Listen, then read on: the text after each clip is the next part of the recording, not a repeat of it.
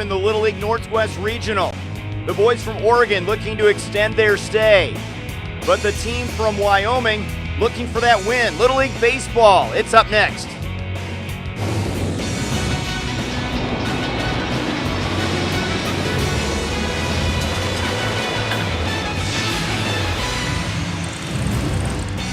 Day 3 begins at San Bernardino, Al Houghton Stadium, Northwest Region play as Beaverton, Oregon takes on Gillette, Wyoming.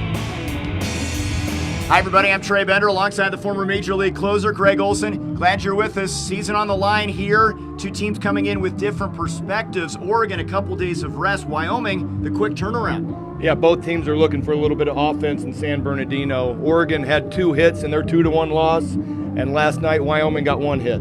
Well, this Oregon team had their chances against Alaska. They had a 1-0 lead, and the Juneau kids ended up with a 2-1 victory.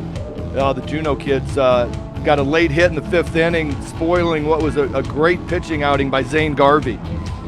Wyoming, meanwhile, went deep into their staff. They used 7 pitchers last night and lost to Idaho. Yeah, and there's 2 theories in Little League Baseball. Use your best pitcher and burn him for a couple days, or get everybody the experience of pitching here in regionals. And Wyoming went with 7 pitchers last night in a 13-1 loss. Elimination game, it's Oregon and Wyoming. Northwest Region play. First pitch coming up from San Bernardino.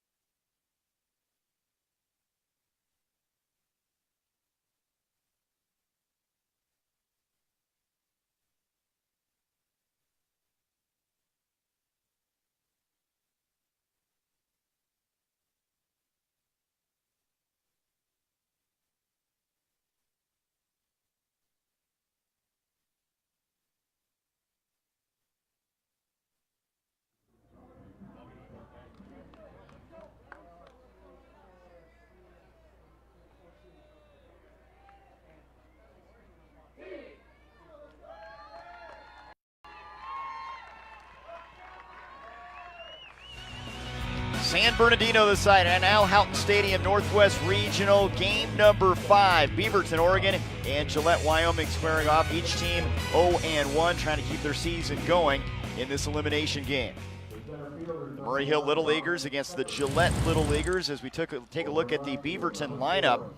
This is a team trying to generate some offense. They've got a good one in Alex Ingalls. He had a couple hits in that first loss in the cleanup spot. Alex Ingalls had both of their hits, knocked in the lone RBI, and actually came into pitch. Kellen Hicks there, you see in the 8th spot in the order. He was sick prior to district, good to go. and he'll be catching for this Beaverton team. And they're going to be facing a team that we mentioned coming off the quick turnaround, and Mason Drube is back out there. Broken hand at the start of the season, healed up, and he's one of 5 returning guys from last year's team that made it to San Bernardino. His dad was drafted by the Dodgers in '94. He's a big 5'10". He's going to be an imposing presence on the mound. And his dad is Kirby, the assistant coach for this team. As we look at this squad defensively, we mentioned that they used 7 pitchers last night, and some of those guys are out in the field. Dorr is the captain of the infield, and the manager's son, Mike Dorr, the manager, and Aiden Dorr playing shortstop. And Newland, really good athlete. He can swing it and also mans the hot corner, important position in this one. Got to protect those lines, and this could be a game where the team that gets off to the quick start can really win the mental battle, especially when you got a team like Wyoming coming off that quick turnaround, ending the game late last night. Yeah, Oregon's had 2 days to, iron out some wrinkles, get to the backfield, get some batting practice. Wyoming, man, it was get back, get them something to eat, go to sleep as fast as you can. Aaron Ray Simpson to lead things off, and the first pitch from Drube is upstairs for ball 1. Simpson with great speed, an energy guy, Ray.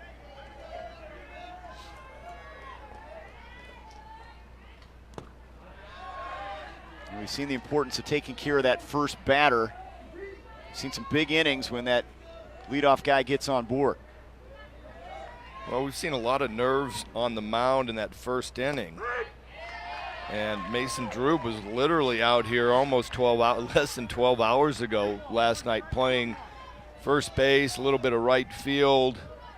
He should be over the nerves. 3-1 now. Dwayne Myers is calling balls and strikes, the home plate umpire. Brad Parker, Matthew Melton, and Jeffrey Davis, first base, second base, third base umps. There's Dwayne. It's fouled back, full count. It's going to be warm. It's already warm. And normally we don't talk about the weather here in the first game of the day, but I'm going right to it and mentioning the fact that it's 1,000 degrees. It's 89 degrees already.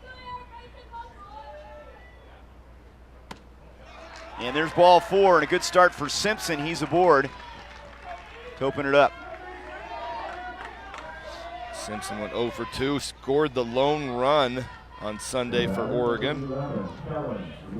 And last night, Wyoming struggled on the mound. They used 7 pitchers. Mason Drube was not one of them. He had obviously planned day 2 starter.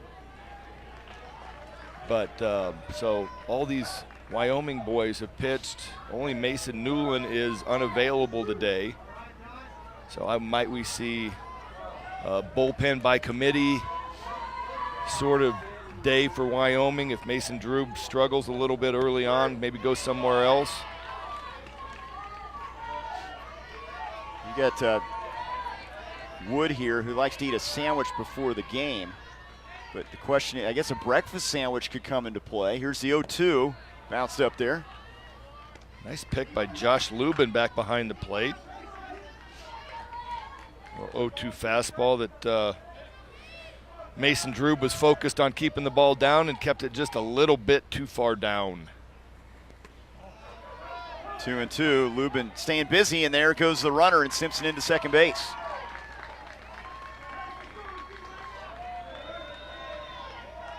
Well, Mason Drube was focused on getting that breaking ball down as well, and it was, you know what, that's a good pitch with 2 strikes, is to bury a breaking ball in the dirt. Fouled off, good rip from Wood. They ask him about his superstitions. Says, I don't have any. I'm not a superstitious guy. Except for eating the sandwich before the game. Yeah, he didn't seem to think that was a superstition. I don't think it is either. I think it's just health. Some energy. You got to eat to live, Trey. It's bounced up there, full count now. Well, talked about it a little bit. Everybody for Wyoming pitched last night, and the last thing that the dugout Coach Mike Dorr wants to see is Mason Drube already at 12 pitches and nobody out. And Wood's doing a good job just battling off some pitches here.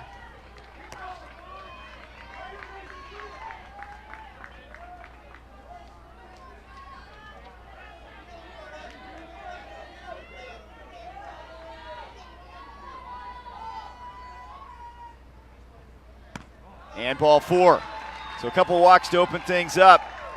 And just to start, Oregon wanted. Now you get the big hitters coming up. Gunnar Gustafson, the shortstop. Yeah, Oregon's been stewing on that 2-1 game for 2 days. Been out there. San Bernardino's a great baseball facility. Each team has their own, I'll call it a cabin for the lack of a better word. And I'm sure those guys were looking around the room going, we really got 2 hit? You know, there are 2 ways to look at that. You can stew on it, and it can bother you for 48 hours, or you can come out and play with a sense of purpose. I think we've seen the latter here as the team leader, Gustafson, has a chance to drive in a run. Oh, I'm a stewer, Trey. Stew for a little bit, but then you got to let it go, I'm right? I'm a full 48-hour stewer. I got to get back out in the field, and then it's all gone. But until I get back out on the field, I'm stewing. Bounced up there. That'll bounce past the catcher, Lubin.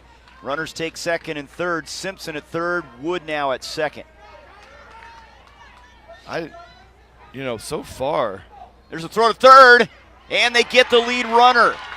The pitcher, Droob, gets Simpson off the bag at third. Well, Little League Baseball at its finest. Aaron Simpson's over at third base, and he got on by a leadoff walk, and between every pitch, he is taking as long as he can, daring Droob to throw the ball to whatever base he's at. He's leading off, and then once the pitch comes back, he goes back to the base and has to start from there. Well, he's standing at third base, and he was a good 6-7 feet off the base. Mason Droob is standing on the mound and just fires a dart. Josh Lubin getting his hand looked at. Got the pitch before that was an 0-2 fastball in the dirt. Came up and not quite sure that's his catching hand, glove hand. Looked like he might have got it up on the wrist a little bit. Firm handshake. See if the hand still works. Heads up play there by Droob to get the first out. And, as a base runner, you want to challenge some throws, but he ventured too far off the bag there. He was just daring Droob. He was waiting for Droob not to pay attention to him so he could steal a base. I don't know what he was going to do, but, you want a break for Wyoming, and that was huge. You got runners on second and third, nobody out. Your pitcher's struggling, and poor base running decision, and Mason Droob threw a dart over to third base for the pickoff. You saw a volunteer there from Children's Hospital taking a look at the left hand of the catcher. Looks like Lubin's good. 1 out and 1 on now to Gustafson. Skips by Lubin, and taking third is Wood. And that would have been a run scored for Oregon. So we're having a little bit of Mason Droob struggling with his command. That looked like a changeup. Josh didn't see it very well. Didn't watch it into the glove. Mason Droob's thrown a couple 0-2 fastballs that have been in the dirt. 2-2 is a ground ball hit to the right side of the infield. Schilling to the bag. Just got him. Does his job, though. Hits it to the right side, and that'll score Wood. 1-0 Oregon. Well, Mason Droob stood back and watched that. Ground ball to first base, and the pitcher is the only player that can get over and help the first baseman, Riley Schilling. And Mason Droob stood on the mound and watched the play. Almost cost him an infield single. Good hustle by Schilling over at first base. Now Alex Ingalls for the Murray Hill Little Leaguers. One of the veterans at 13 years old. Nickname's Al. Would you call that a nickname? I think if he considers it, I'd say yeah. I'd go AI here. I like that. Little Allen Iverson, AI, artificial intelligence.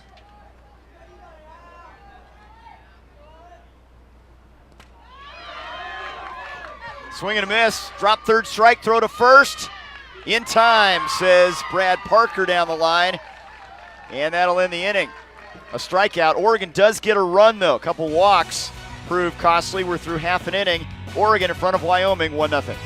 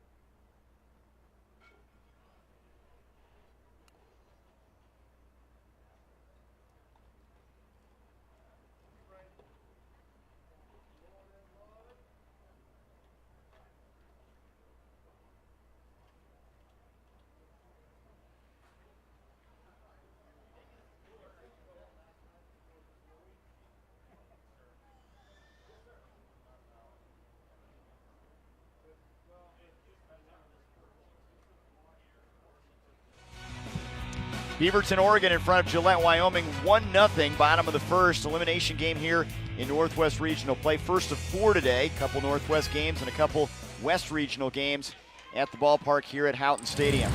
Let's take a look at the batting order for the Wyoming team. Seth Peterson leading off.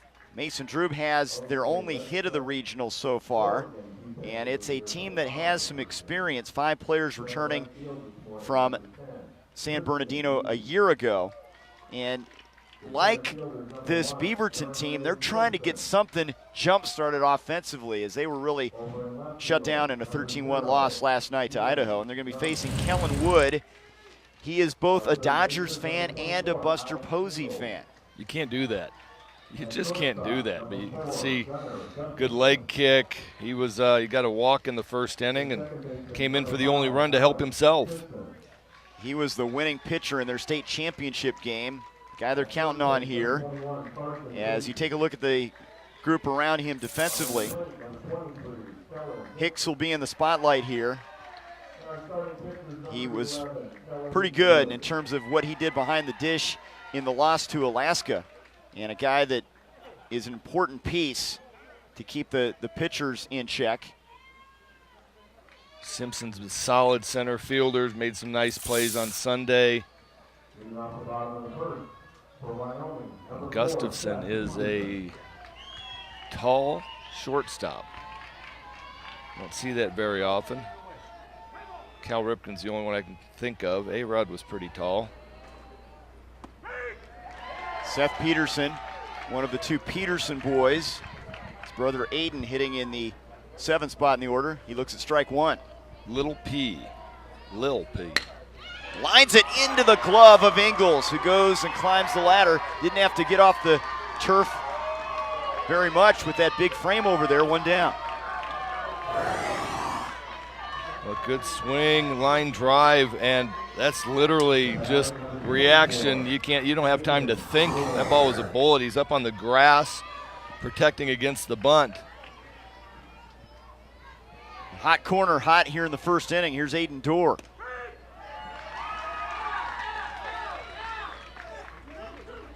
Dorr's the emotional leader. The affectionately called doorknob. He's 12 years old, and the coach's kid. What'd the coach call him? A linebacker in a uniform? That tough mentality. We've seen him pitching. We've seen him in the field. Here's a bouncer hit to short. Gustafson to his left, throws a rope to first, and they get Dorr. Oregon flashing a little bit of leather. Gustafson, nice play at shortstop. Pretty routine play, but made it look easy. You're a pitcher that's been there. To know the defense has your back early stages is a good feeling. Mason Newland now.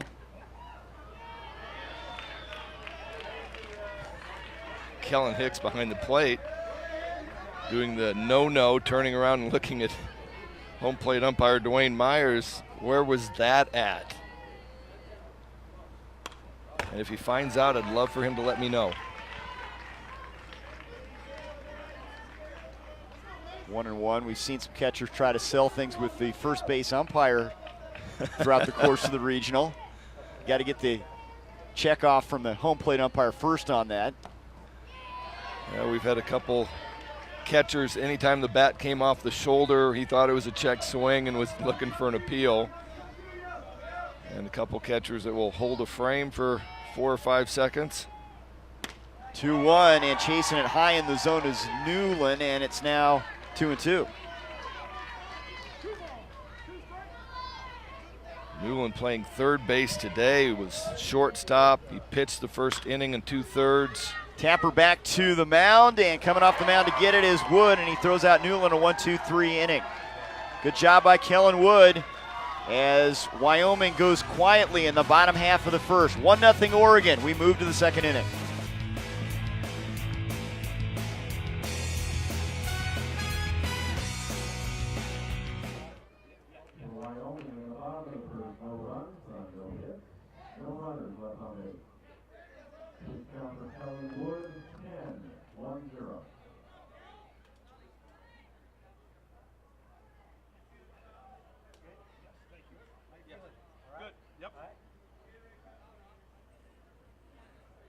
Ladies and gentlemen, if you're sitting in one of the stadium seats, you will notice a small plaque on many of them. For a donation of $50, you can have a plaque put on any available seat of your choice. On the plaque, you put the name of a player, manager, coach, umpire, or loved one. This is a special way to recognize someone and be involved in the Western region for years to come. For additional information, see the permanent committee members located in the lower grandstand behind home plate.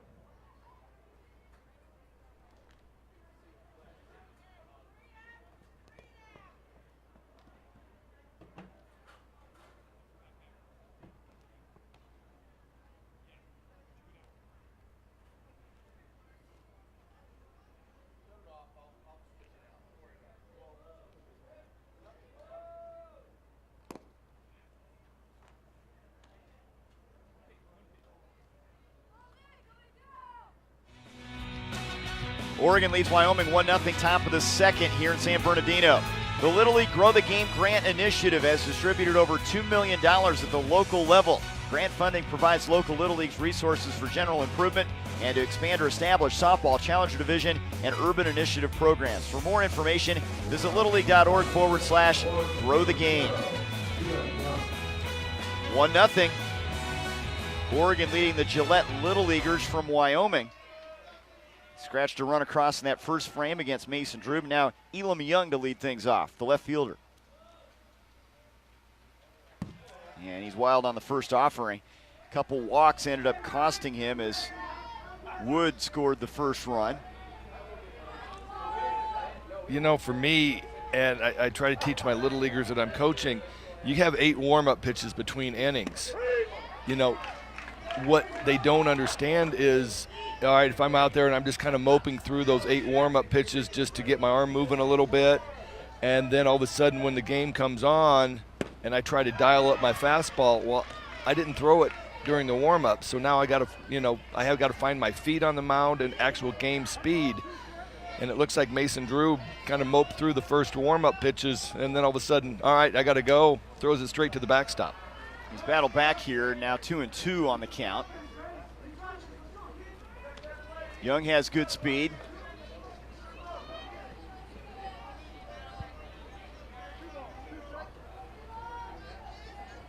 Never step on the hole. Ground ball, shortstop, door, in time. About half a step. Young thought he had the bag. That was a bang-bang play. Aiden Dorr, shortstop. Made a nice long throw. They're going to take a look at this one. Here it is. Oh, he stumbled a little bit out of the box. Trey, I think he might be safe. Tie goes to the runner. That's the adage we've used several times here. It's the adage everybody's grown up with, isn't it? Tie goes to the runner. And they're questioning Brad Parker early, home first base umpire. Well, maybe not. Ooh. It's going to stand. So I don't think they reviewed it. nope.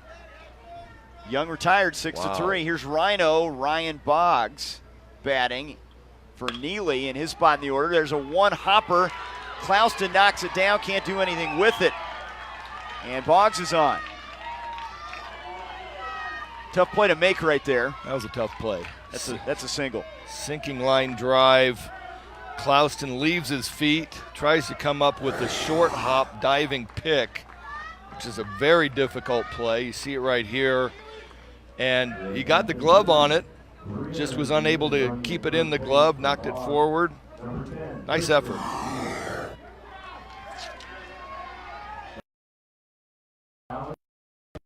Now out there, and it's going to be Neely. He'll run for Boggs after that single.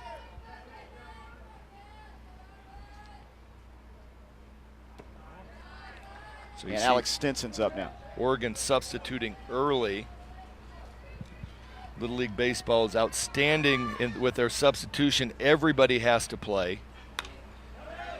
And if you have more than 12 people on your roster, as Oregon does, the 4 substitutes have to get one at bat. If there's 12 people on the roster, the 3 substitutes have to have 6 innings, 6 outs consecutively played on defense and one at bat. Anything more than 12 is just one at bat. So we have already seen Ryan Boggs get the first hit of the day.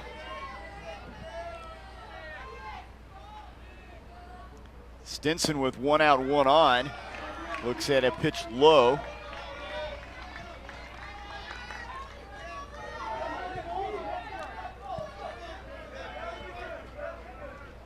And there's ball 4.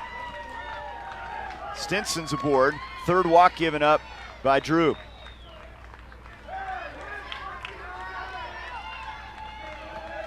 Drew's been struggling.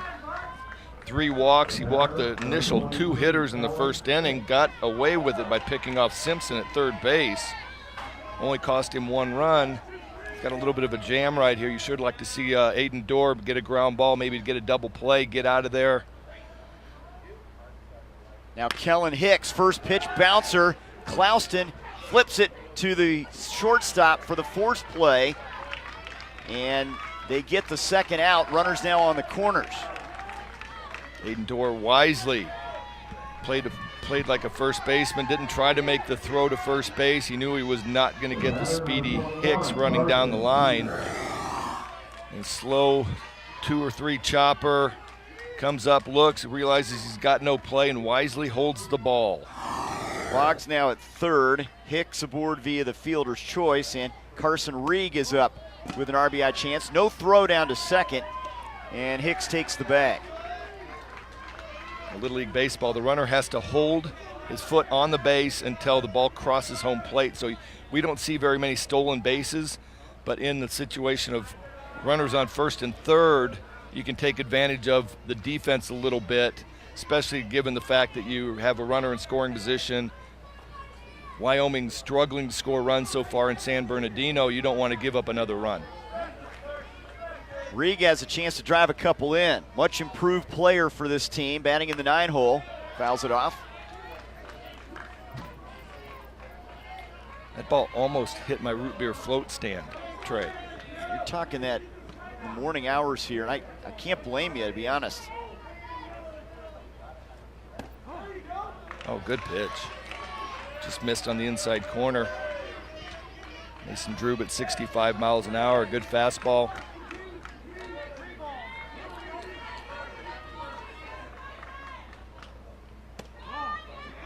Ball 4. Good at bat for Rieg. He's aboard and the bases are loaded. It's 4 walks now. Well, these kids are 11 and 12 years old. Mason Drube is already 5'10". You know, you wonder why pitchers don't in the major leagues aren't that tall, Randy Johnson being the tallest at 6'10", it's just hard to have an idea where your body's at. And it's such a young age, and he's probably grown a couple inches. Body parts are moving everywhere on the mound. It's tough to come back and have command of your pitches.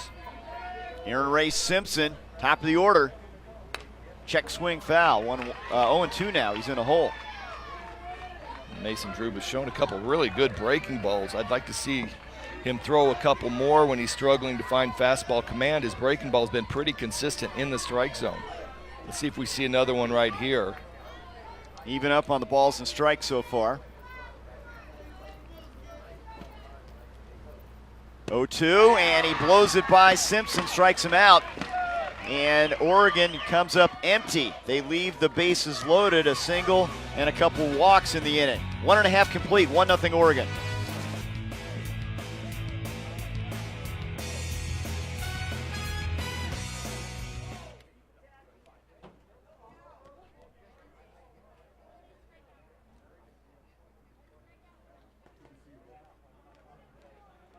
For Oregon, in the top of the second, no runs on 1 hit, 3 runners left on base. Pitch count for Mason Drew, 4-3.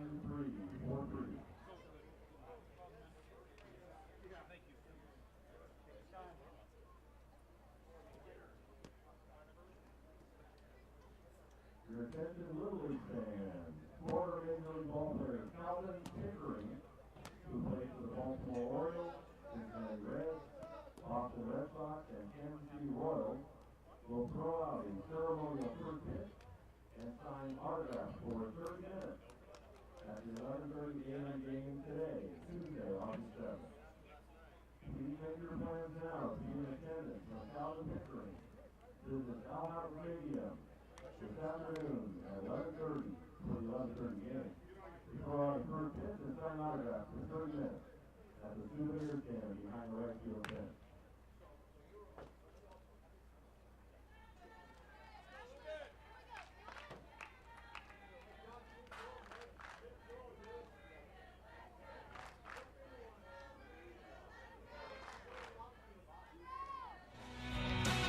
The Beaverton Murray Hill Little Leaguers leading Wyoming 1-0, bottom of the second at Al Houghton Stadium. Focused on fun, fitness, and fundamentals, the Little League journey starts with T-ball. Visit littleleague.org/T-ball for our free 10-week practice plan. Keep the youngest Little Leaguers moving, having fun, and learning the games of baseball and softball. There's some young kids here witnessing the first of 4 today. 2 Northwest Region games, 2 West Region games here at the Western Regional Complex. And Kellen Wood goes to work. Looked pretty good, setting down Wyoming in order in the first frame. Very efficient, 10 pitches, just exactly what you want to see if you're on the Oregon side. Josh Lubin leading it off.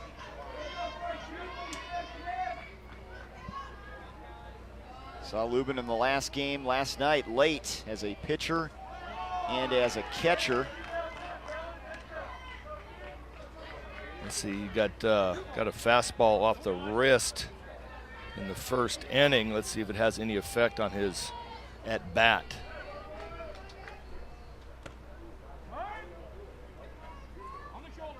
Hit the shoulder, according to Dwayne Myers.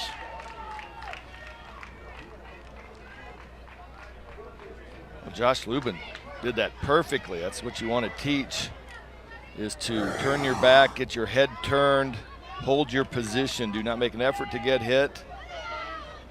And that is textbook, exactly the way you do it. And I am not sure what we're going to talk about, because the only person on the field that has any idea if that ball nicked Lubin's jersey is home plate umpire Dwayne Myers. And of course, Lubin, he knows whether or not he was hit. Well, I know, but he stood there and kind of, well, Lubin does, yeah. But he kind of stood there and didn't really do much with it. Looked like it caught the jersey. He might not know if he got hit. That's a good point. He really might. Myers knows. I mean, the flap of the jersey came out, and that's all it takes for a hit by pitch. I have no idea why we're reviewing this, because there's not going to be any evidence. Home plate umpire Dwayne Meyer called it right away. You know, he didn't sit there and think about it. He called it as soon as this ball was caught. Yes, that's correct.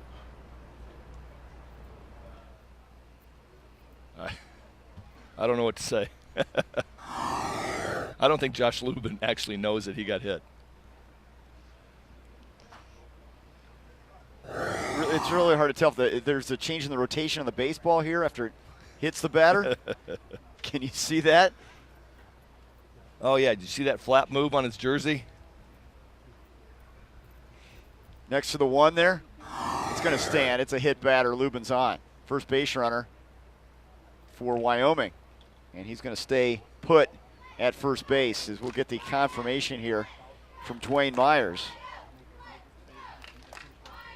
You can't get much closer to call than Myers was right there.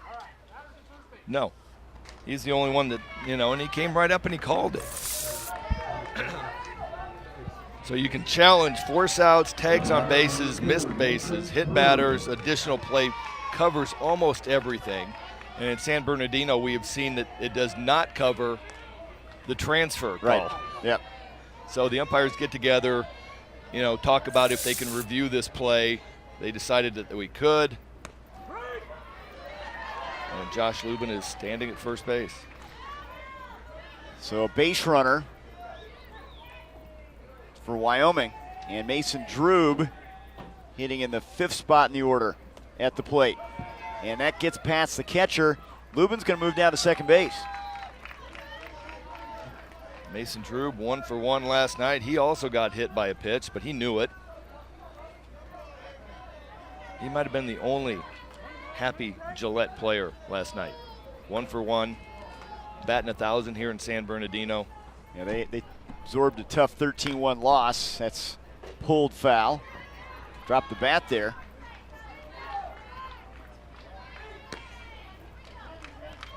This is a kid that you got to like his taste. Likes comic books, steak, and AC/DC. I mean, come on. I like AC/DC. Comic books, though. Yeah.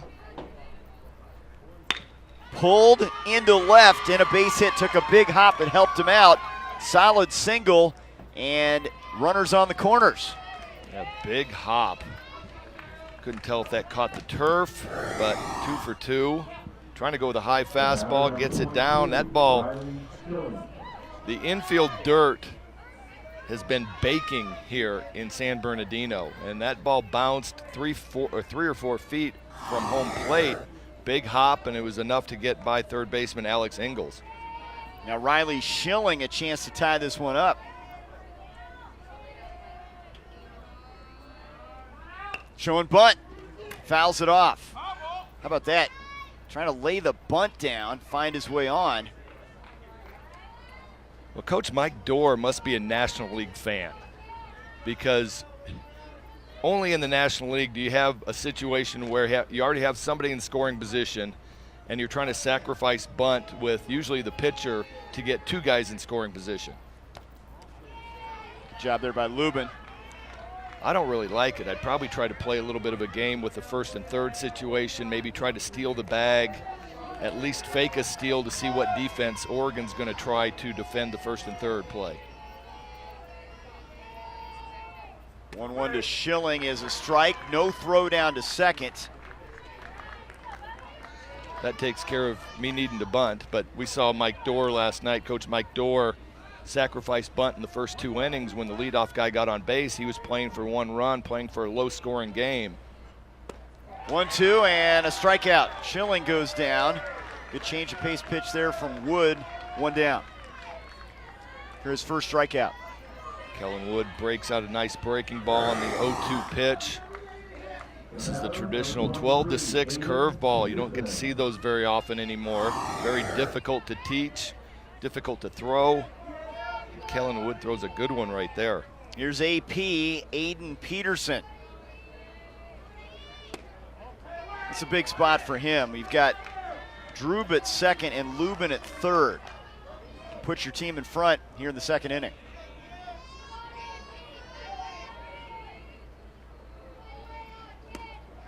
Big cut, 1-1. And we can see that Kellen Wood is breaking out the curveball. Runners in scoring position. You need a strikeout. You need a pop up. The Oregon defense is playing back, basically conceding the run to Wyoming. If they can get a ground ball somewhere in the infield, Josh Lubin will score pretty easily. It's just AP just needs to put the ball in play, a little ground ball somewhere. 3-1. You've got first base open. If you lose him here.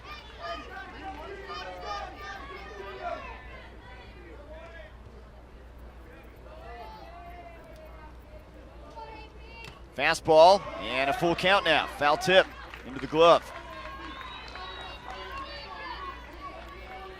Good swing, just fastball, just missed it.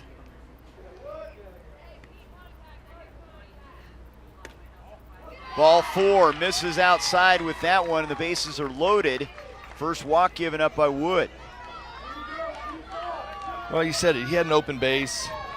You know, AP had a good swing at the 3-1 fastball. Wood comes back with a 3-2 breaking ball, knowing he's got an open base and got a place to put him. Dominic Hecker now with the bases full and one away.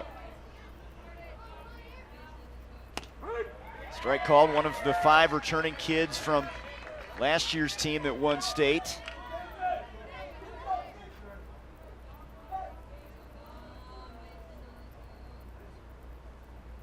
Pulls it and down the line. Lubin scores. Drube rounding third. He'll score. They're in front 2-1, and the runners moving up to second and third. 0-1 fastball. Dominic Hecker gets a fastball on the inside part of the plate. Does enough with it. He got jammed a little bit, but does enough with it to get it over the in. Alex Ingalls playing in shallow, trying to take away the run at home plate. And there's a relay from left field, Young. Kellen Hicks wasn't able to come up, and both runners advanced to second and third. Hecker at second, Peterson at third. Here's Kyler Clouston, the number 9 hitter. Chance for a big inning. Tries to bunt it and fouls it off. I'm not a big fan of the suicide squeeze in Little League Baseball. The base runner is attached to third base until the ball crosses home plate, so he doesn't get the luxury of a jump. So you're just hoping that he makes a great bunt and the defense isn't able to make the play at home plate. Might we see another one, Trey? He does not square this time. Great play there by Hicks. Somehow got to that baseball. It looked like it was headed for the backstop. No, Hicks being very athletic back behind home plate. He had to go a long way to make sure he kept that ball in front. Pitch to Clouston, a bouncer to the third baseman. Ingalls comes home with the throw, and the tag applied. The ball pops out afterwards. Now he says safe. The tag was applied by Hicks. He made a move, and it looked like a transfer there, but the tag, they say now safe. No tag. Popped out of there. Alex Ingalls playing up on the grass. One-hop ground ball right to him. They got perfect strike to Alex Hicks at home plate. Tries to jump over and makes a tag, and that looks like he was trying to transfer the ball. And we've seen already once the transfer is not reviewable. So here's a look. Here's the tag. He's got it in his glove. Now he tries to take it out of the glove, and that's the transfer you're talking about. And then you can see he hustles back because he never touched home plate.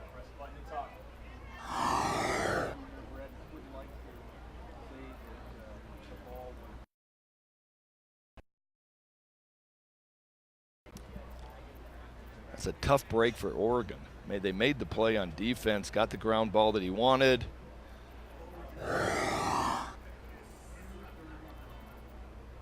Okay, there's the tag. I'm calling a transfer, Trey. And you can't, that should be an out is what you're saying. I think he had the ball through the tag and was coming up to make a transfer into the hand to see if there was another play at third base.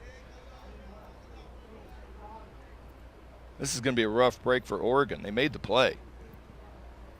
And Wyoming's got a chance to have on first and third, one out. Ingles did the right thing, getting it to home plate quickly. It provided Hicks plenty of time to make the tag. He had to go high in the air to make that tag. But you could see the athleticism. AP jumping up and over, missed home plate on the initial run by, smart enough to come back and touch home plate again.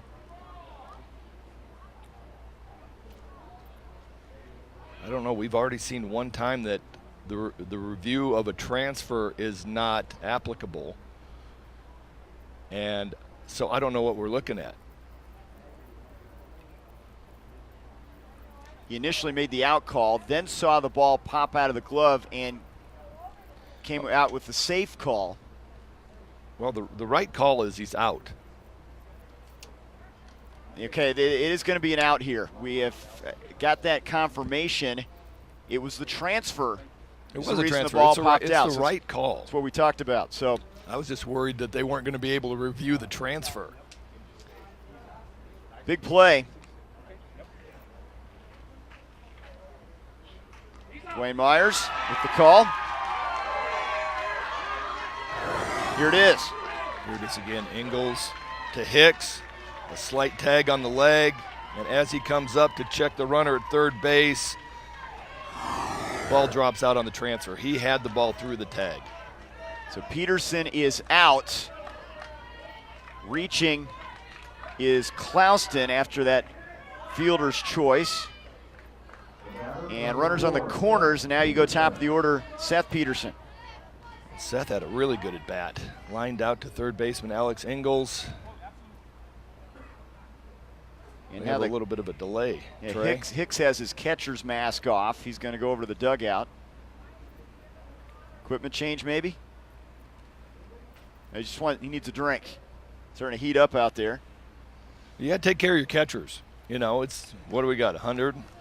I got about 90 right now.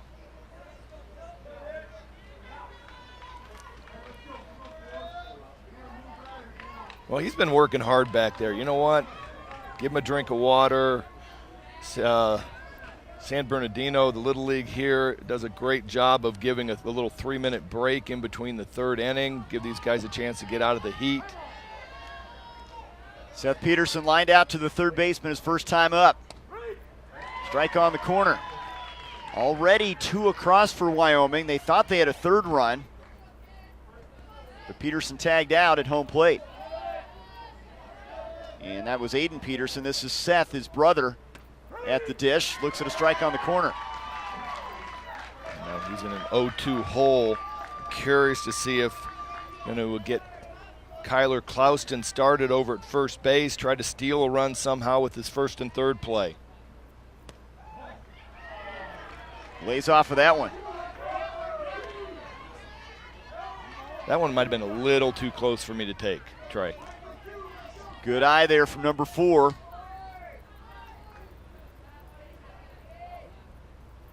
Chases one off the plate and strikes out as Hicks throws it down to first base. So 2 runs across, a couple runners stranded. Big 2-run single from Dominic Hecker, the difference in this one. We're through 2 innings. Wyoming leads Oregon 2-1.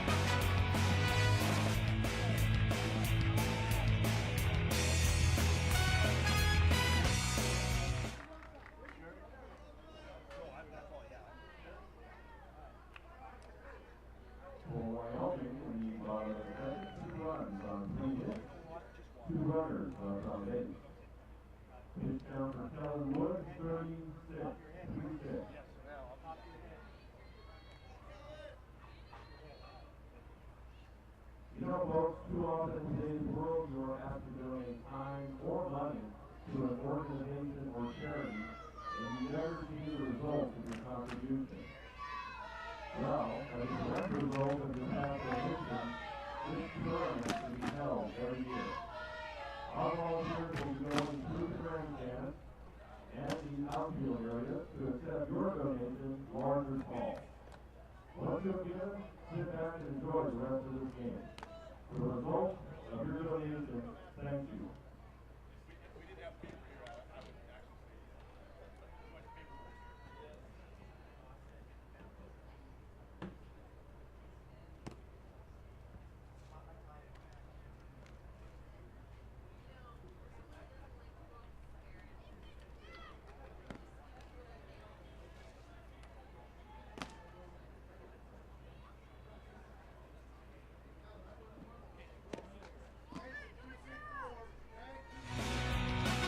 Little League alums have gone on to do big things, big dreams.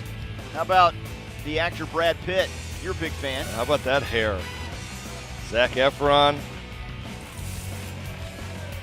Tom Selleck actually did a little bit of work at the Baltimore Orioles when he's getting ready for a movie. He's the ACM Entertainer of the Year, Jason Aldean, and of course Luke Bryan. He's part of that Braves Little League team back in the day. You know what? I might go on record and say that everybody remembers the name of their Little League team. Oh, yeah. You know, it's such a great time of your life. You're out there playing with your friends. Kellen Wood facing Mason Drube in this 2-1 game. Oregon now trailing. What was your Little League team? Harding Glass, Keystone Little League in Omaha, Nebraska. I think I led the league in hit batters. Oh, we got a scramble down the left field line. Looking for a souvenir. Give it to the kid. Give it to the kid. Our director, Brian Nettles, his team was Dairy Queen.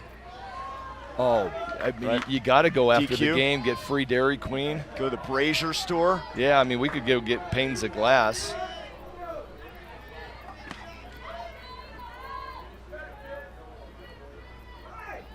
(2-1) Wyoming, thanks to Dominic Hecker. Got some work to do for Oregon with Wood, who walked and scored his first time up, and it's 2-2 now. Yeah, chased a fastball down out of the zone. Probably would like that one back. Mason Drube has struggled with his command, but so far has been able to make the pitches when he needs to. Here's Newland as third baseman. Good play on the infield grass, one down. Both teams have their infielders in. He's got the Oakleys on.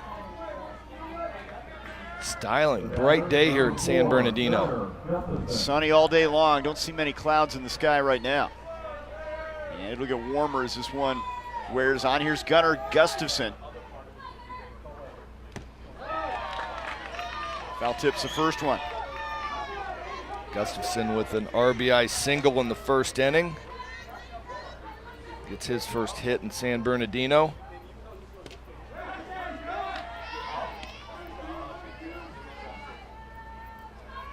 Favorite athlete, Derek Jeter.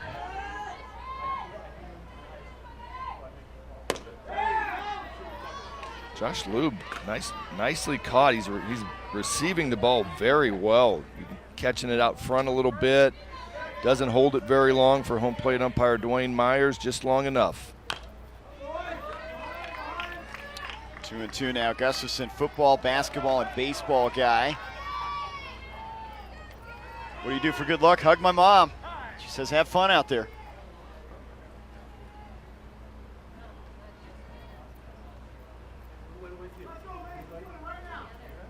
This conversation right now is just trying to give him a little something to approach this at bat. He's got 2 strikes. Oregon's searching for runs right now. You know, this is an important at bat. Maybe choke up a little bit would be what I would say.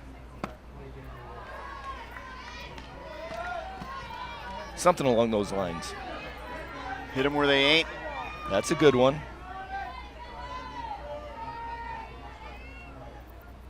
3-2 fastball and a strikeout. So Drube starting to find a little bit of a rhythm here. Has set down a couple to open up the third. He has 3 strikeouts. Drube with a fastball down and in.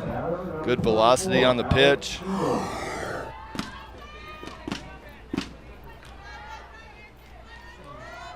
He's settled in nicely. Struggled a little bit early on. Oh, and he hits Alex Ingalls. And there's a base runner. Well, when you try to throw a fastball on the inside part of the plate, your window of missing is very small. The hitter standing right there, checking on Ingalls down at first base right now. Looked like it might have caught him in the wrist. Taking a look at that left arm area.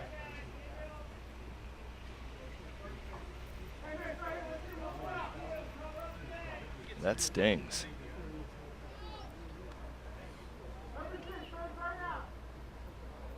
Now, these coaches are psychologists, doctors, trainers, doing a little bit of everything.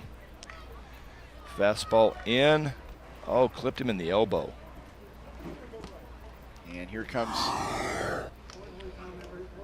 volunteer doctor from Children's Hospital. Loma Linda Children's Hospital. Checking to see if anything is severely injured, I assume. He's able to move it. He's not crying.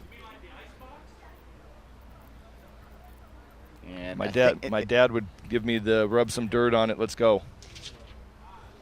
And they're going to bring water out. They'll use this as a chance to get him some water as well. A good move. Johnny Berrigan, JB, taking care of him over there. That's what a good teammate will do. That is a good teammate.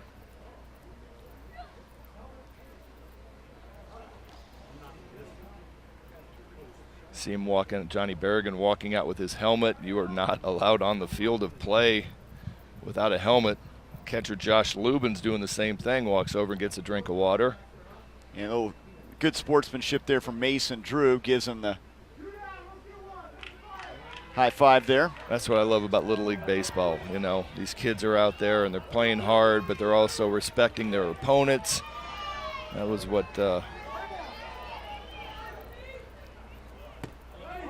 just a great part of the game.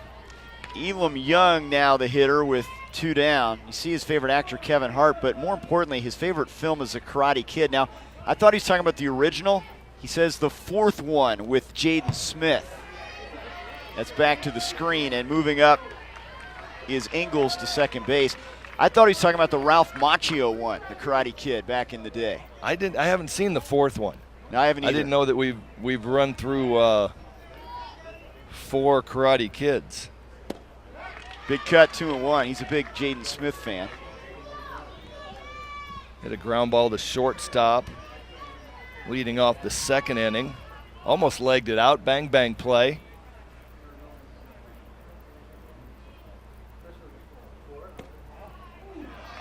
Three and 1. All right, you got a hitter's count here and a chance to drive in a run. Grounded out to the shortstop in the 2nd inning.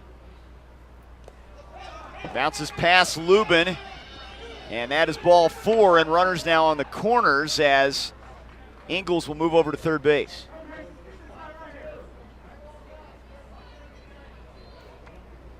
That's 5 walks now given up by Drew.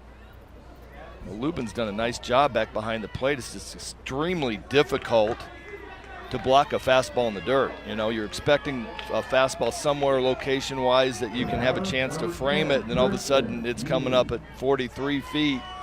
It's just tough to get your body out there in time to block it, so you end up trying to pick it. Christian Neely with his first at-bat. Boggs hit in this spot in the order. First time up. First pitch swinging, looper into right field, base hit. Ingalls scores, and Neely delivers, and now the ball gets away. Throw to third, not in time, as Young takes third base. Aggressive base running by Elam Young. Neely with a bloop over the second baseman's head. Aiden Peterson gets the ball in quickly, but the ball got away from second baseman Kyler Clouston. Elam Young saw that the ball was about 5 feet away and took off and took advantage of the misplay. They get it done with 2 outs and even this game up at 2 in the third. Now, how big's that transfer call, Trey? Huge. We've seen Oregon's aggressive in first and third situations. You can see the base runners discussing what the play is. So you don't have to put in a sign. You don't have to let anybody know what's going on. You just whisper to Clouston, hey, I want you to steal on the first pitch. I want you to steal on the second pitch. I want you to do a delayed steal. With 2 outs, you're trying to find a way to get that run in from third base, not necessarily with just a hit. Here's Zane Garvey pinch hitting. Throw down to third. Safe. Close play as Young just beat the tag there as he was off the bag and down the line. So Josh Lubin will step out and call the first and third defense. And on this play, he's going to come up and fire directly to third base. Almost. Bang, bang. Almost got Young over. Just got the hand in. 0-2 to Garvey is low. So a lot of the times your only defense is to get the ball back quickly to the pitcher, who's usually one of your best athletes. He can't see the whole field, but he knows where the base runners are at, and he's in a better position to make a decision. Drew deals. Foul tip. Looked like a little slider or cut fastball. We haven't seen Drew throw one of those yet.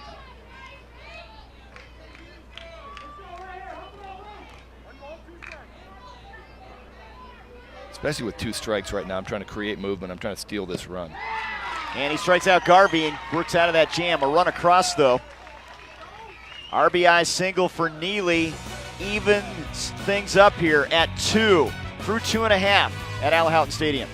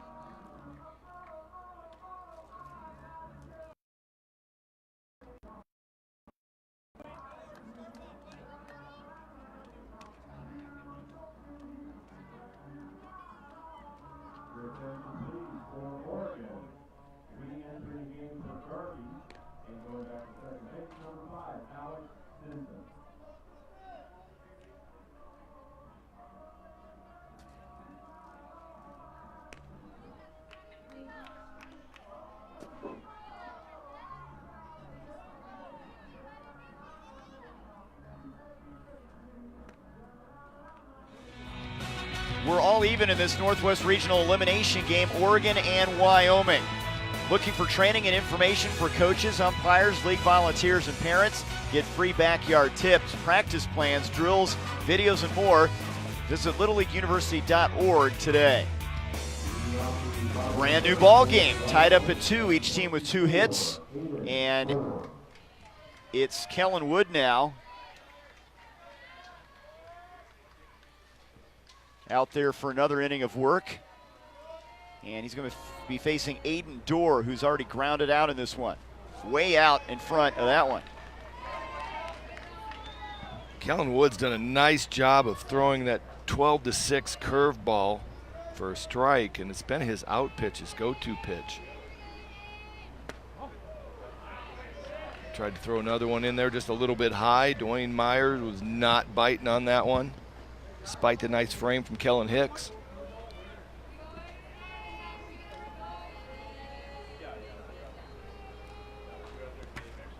Dorr swings and misses. He has really fooled him on a couple pitches here. Well, now you got two options. You can throw a high fastball and have him expand the zone up there, or you come back with another breaking ball in the dirt. Try to do something outside the strike zone. You don't want to give him something to hit. Fastball misses, 2-2. I'm coming back with a breaking ball, Trey. What do you got? Uncle Charlie here. Nope, fouled off. Dorr stays alive. 41 pitches now for Kellen Wood. I still can't get over the linebacker in a uniform.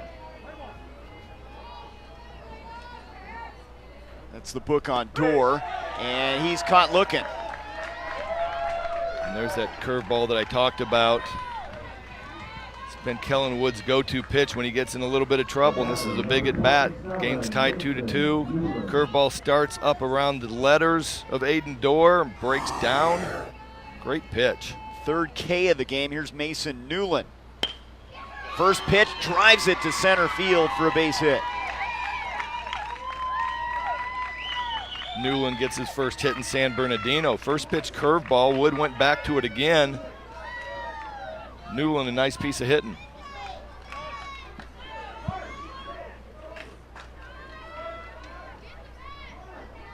Well, this is from a standpoint of two teams competing in the hunt. It's a good feeling for Wyoming after they lost to Idaho 13-1 last night. They've got to feel pretty good about the way this has played out so far. Lubin hit by a pitch, and he scored in the second inning. Well, Wyoming struggled from the get-go last night, giving up a 3 spot. Their defense let them down. And so far tonight, defense has been good. Some timely hitting. Mason Drube has thrown a lot of pitches, but has been able to limit the damage. He's had, some guys in scoring position both of his innings.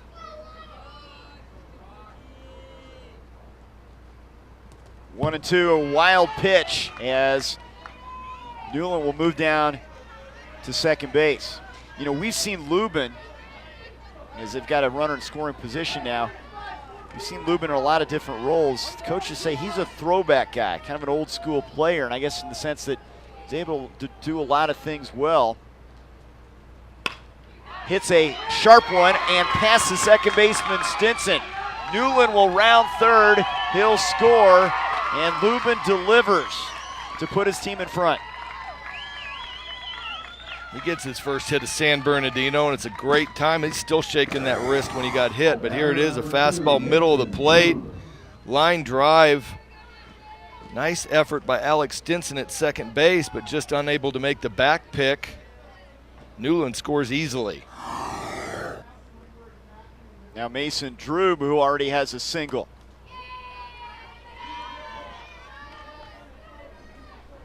Gillette team won 7 straight games during their district run and then finished things off in the state championship.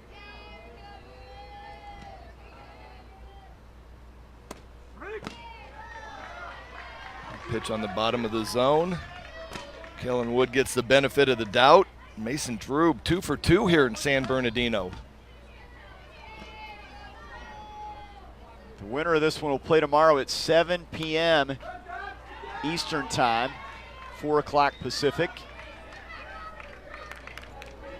Yeah, this is, I'm impressed with Wyoming coming out last night.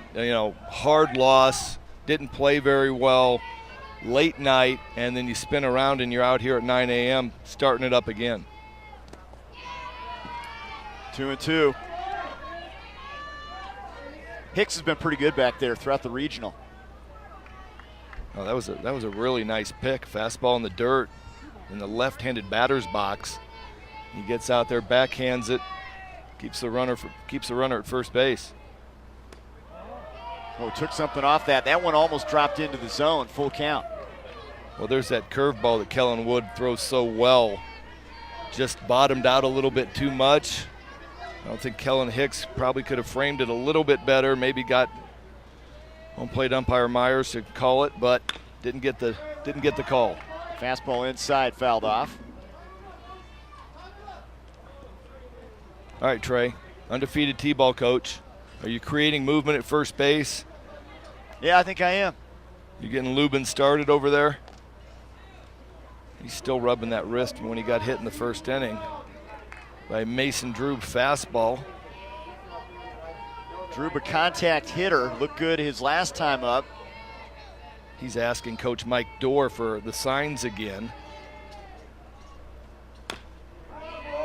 Fouls it off. You saw him doing the little finger circle, and Coach Mike Dorr was focused on home plate, but he was looking in going, I need the signs again, Coach.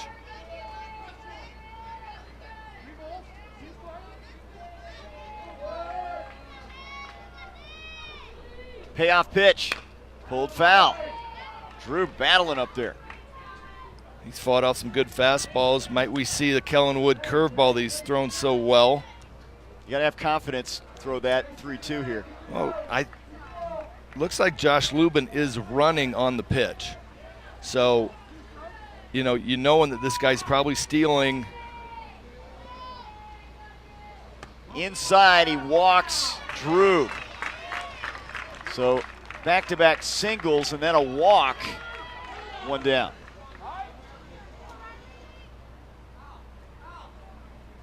Kellen Wood walking over. My little mound visit. It's 90 degrees. He's throwing a lot of pitches. Ben! All right, you're going to go to second base. Gusto Mazzo. Alex, you're off. Got. There you go. 6. You're going to do subs now. He's going to warm you up. Okay, go ahead.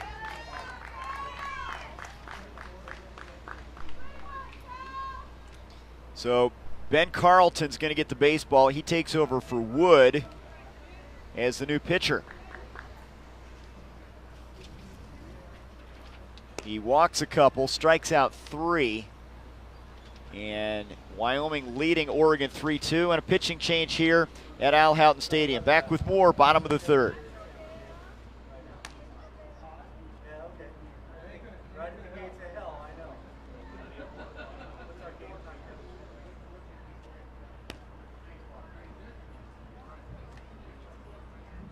Okay, for Oregon, we've got some changes. Entering the game for Hicks and now pitching will be number 6, Ben Carlton. Re-entering the game for Stinson and playing third base will be number 15, Zane Garvey. Moving to catcher, number 24, Alex Ingalls.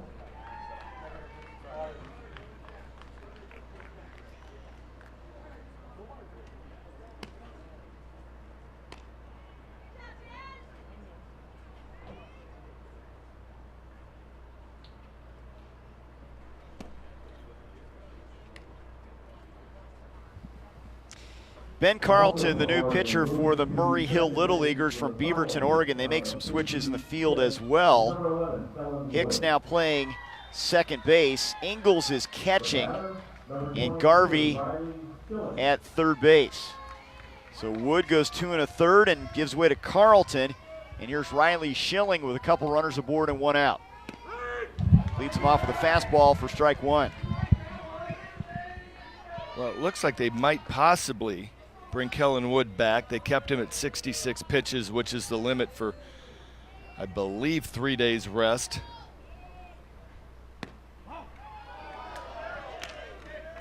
Provided they can get a win here and keep their season going. Provided. Orange Chicken, a Riley Schilling favorite. Sounds pretty good as we near lunchtime.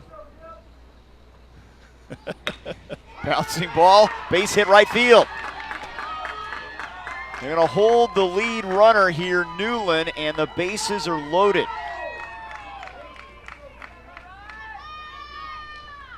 Well, Ben Carlton came in and pitched on Sunday, 2/3 of an inning, 2 strikeouts. Yeah, Lubin at third base. So Lubin, Drube, and Schilling now on the base pass. Newland has already come across, and they're trying to add to this 3-2 advantage. We're going to have a substitution for AP, Aiden Peterson.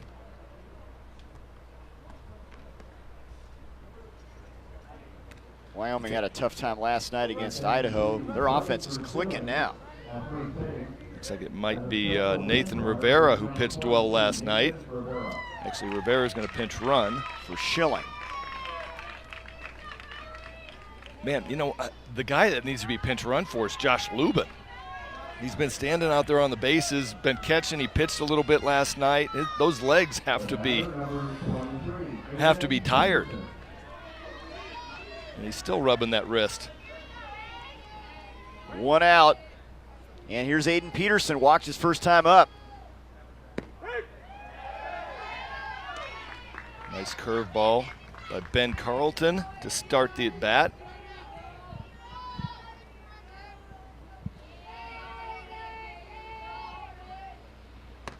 Big cut there from number 23. Well, right now I really like Carlton's sequencing. Obviously the pitches are getting called from the dugout. You see catcher Alex Ingalls looking in for the sign, but it was started with a curveball, went with a high fastball. Now they're going to come back with a curveball. Oh, they went with a fastball. They got me. Peterson, a big Aaron Judge fan. Judge would love to have this opportunity. Bases full. I don't think Judge could hit a ball out of here.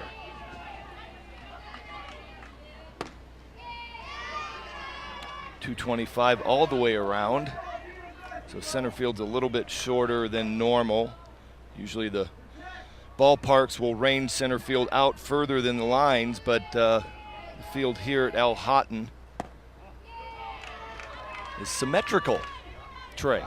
Well, we've seen some of these left-handed hitters through the years at this regional put it near the snack shop, which is down that right field line. Here's the 2-2.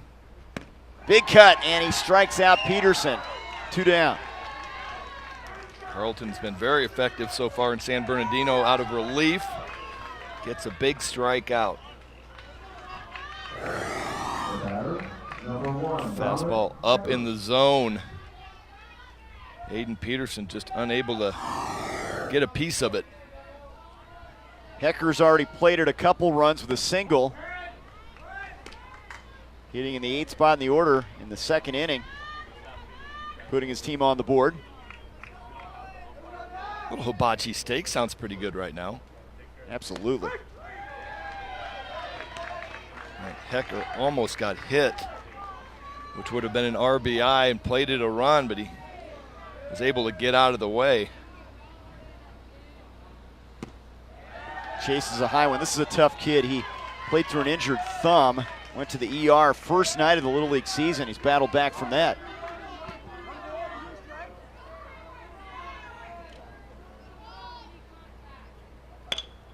Throws his bat at it. Bouncer, one hopper off the shortstop. And a run scores. And it's 4-2. Gunnar Gustafson has a chance at this ball. And if you'll watch, he takes his eyes off the ball. Takes his eyes off the ball to see where the runner is. Loses track of the ball and is just unable to get the out. If he would have been able to grab the ball, it had an easy force out at second base. Error on the shortstop, and here's the hitter, Clouston, Kyler Clouston, batting with the bases loaded. That's a tough error, Trey. You had to go a long ways for that ball. First error of the game. Hit hard to the third baseman. Garvey comes up throwing.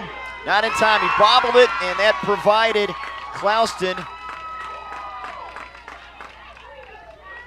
that opportunity to take first, and he does, and another run comes in as Drube scores, and they add to their lead. Ground ball to third base. Garvey fresh in the game, playing shallow. Ball comes up into his chest, keeps it in front, bare hands it. That was all he could do. You know, he knocks the ball down, keeps it in front, picks it up with his bare hand, throws a perfect strike. It's just the Little League bases are so short that you really don't even have time for a bobble. RBI for Clouston, and it's 5-2. And we're going to have a pinch hitter here. Carver Partlow, who came in as a pitcher. Mr. Scotland gets an opportunity with the bases full. I know after the game you did a little bit of research and looked into Mr. Scotland. What do you got? I got nothing from a Scottish perspective. Nothing that can. You really did. You went back and did a little bit of research on Mr. Scotland, and you came up with nothing? I don't have anything. It's a great place to play golf. This is baseball. Here's Partlow now with a big opportunity. Already 5-2. 3 runs across, and they've got a chance to break this one open a little bit. Partlow rips it into center, and it's past the diving Simpson. It's going to roll for a while. 2-run score. 3 runs come in. Partlow delivers in a pinch-hitting roll in a big way. Mr. Scotland. You call him Mr. Baseball right there. It's a fastball middle of the plate. It's a line drive to center field. Aaron Ray Simpson doing all he can do, diving head first. And the ball just comes up a little bit short of his glove. I got to tip my cap to head coach Mike Dorr for that pinch hitting move. Rivera, Hecker, and Clouston all score, and it's 8-2 here, a 6-run third. 3 RBI. And we're having a mound talk right now. Everybody's in there. I still laugh about covering their mouths with their gloves. They're probably talking about Fortnite, you know, and doing what 12-year-old boys do, but they're covering their mouths. It's become such a habit in Major League Baseball. You know, there was teams in the early 90s that had somebody that was a lip reader. This is a legend. And so everybody started getting into the habit of covering your mouth with your glove and talking. And it's carried down to Little League, and I'm fairly certain that Wyoming did not bring a lip reader with them today and find out what exactly the plan was for Oregon out there. Imitation, the greatest form of flattery. Here's a pinch hitter now, Joey Latore, hitting in the second spot in the order. Wow, already 6 across. The Gillette Little Leaguers' bats have come alive. Able to lay off, snap throw back.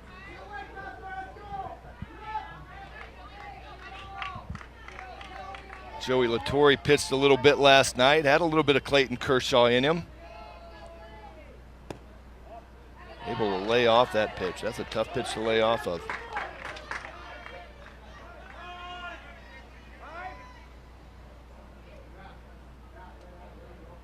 We're going to have a pinch runner. Actually, Seth Peterson's re-entering the game for Mr. Scotland.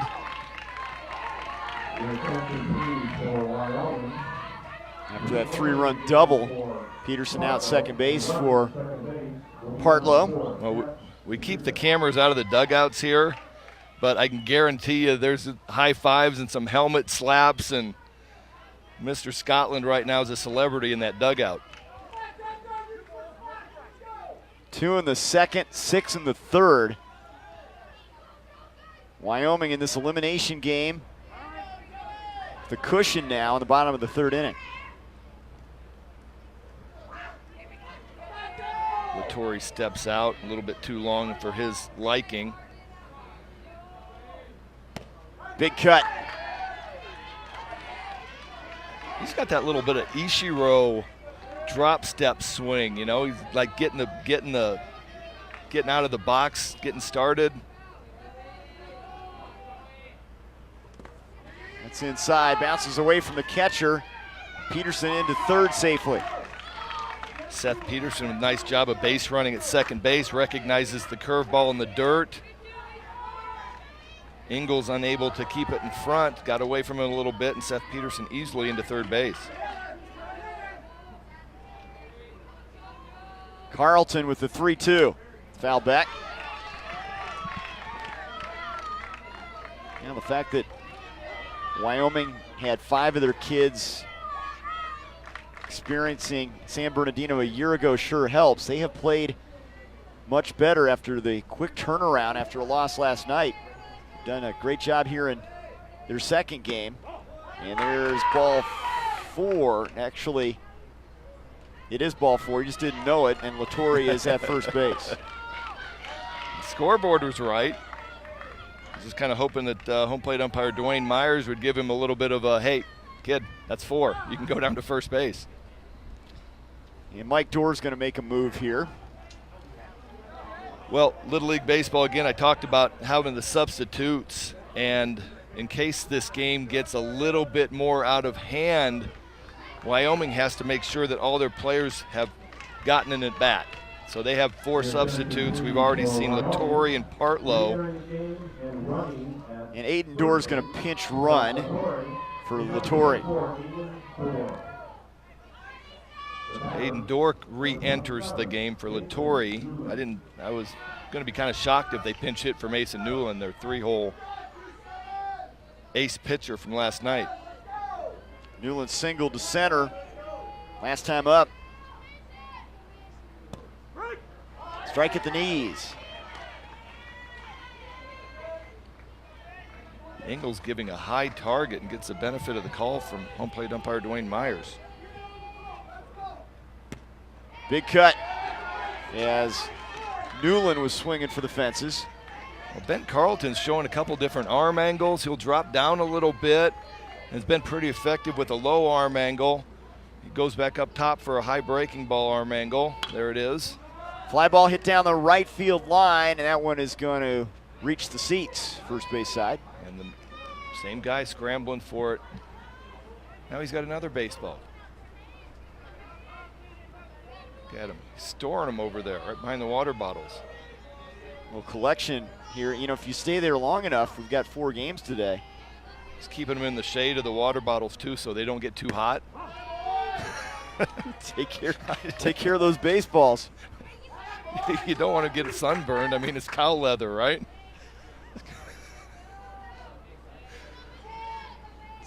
A couple prized possessions. That one will bounce away from the catcher and down to second base is Doerr with 2 down. 29 pitches for Ben Carlton. Trying to get his team to the plate here and through the 3rd inning. Popped up, and that's going to reach the seats. Well, it's too hot out here to go hustling after foul balls, you know? Well, there's a smart guy right there. You find some shade. Yeah, there's only about, 15 feet of shade right now? 3 feet over there, about 12 feet over down the left field line. Yeah, you know, it'll take a couple temperature points off. I've got 93 right now. It's going to heat up well over the century mark today. You know, if we get a good foul ball down the left field line, we might have a good scramble.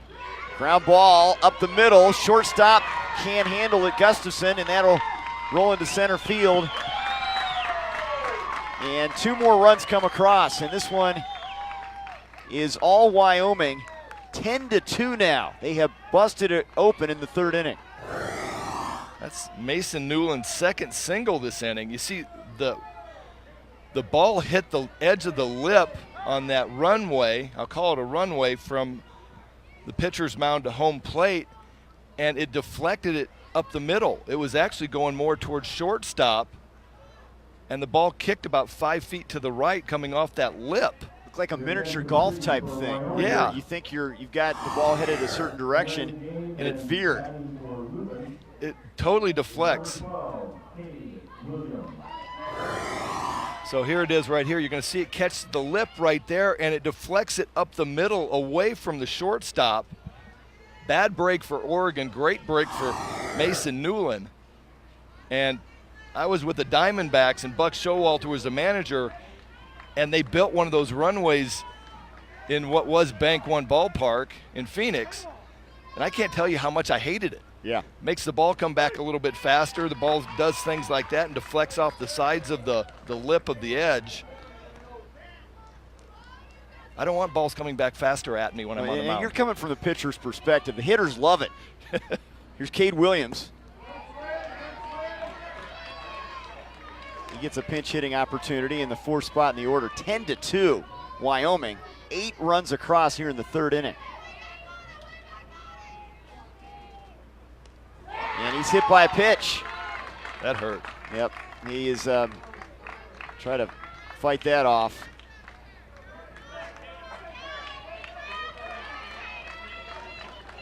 Home plate umpire Dwayne Myers asking if he's all right, limping down.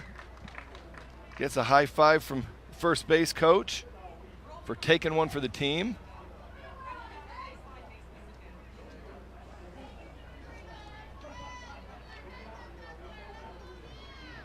Small kid, huge heart. There's a book on him. He's a ranch kid. Has that old school cowboy work ethic. And that right in the back of the knee. Yep. Took him a second too. He got rid of the bat. Was a little upset that he got hit. He was ready to hit. Took a step out of the box and went, whoa, no, this hurts. Fist bump. He's okay. Don't rub it. Cardinal rule of baseball, do not rub it. Don't let them know that they hurt you. Lubin's going to run here for Williams.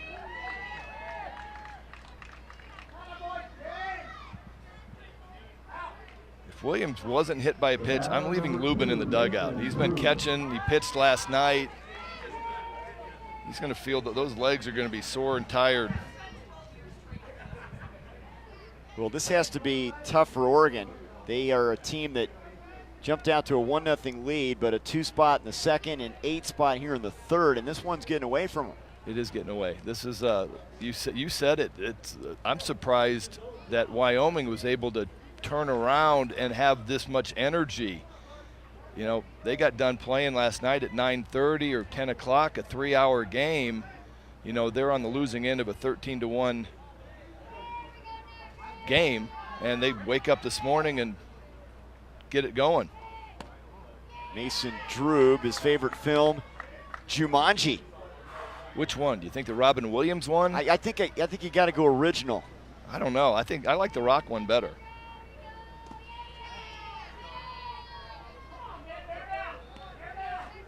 A little bit more entertaining for me.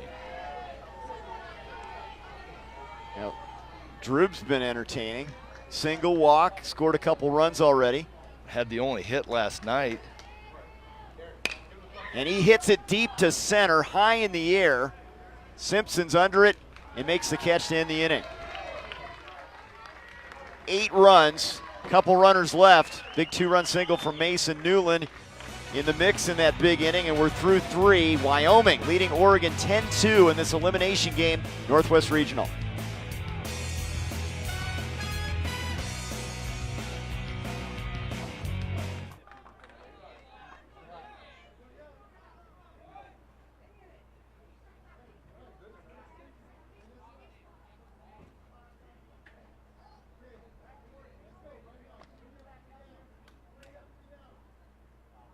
For Wyoming in the bottom of the 3rd, 8 runs on 6 hits, 2 runners left on base.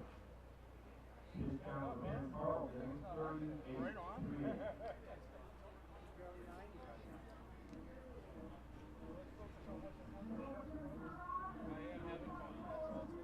Gotta have fun.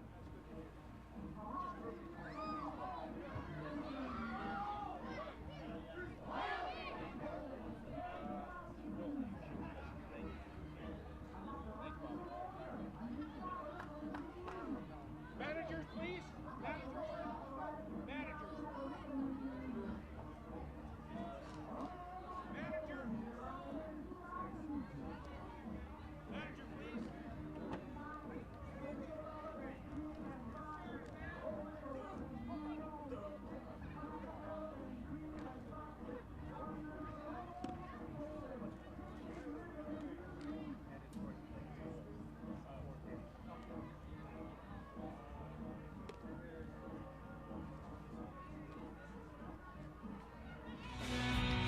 Season on the line for Wyoming and Oregon, an 8-run inning, and Wyoming in control here, top of the 4th.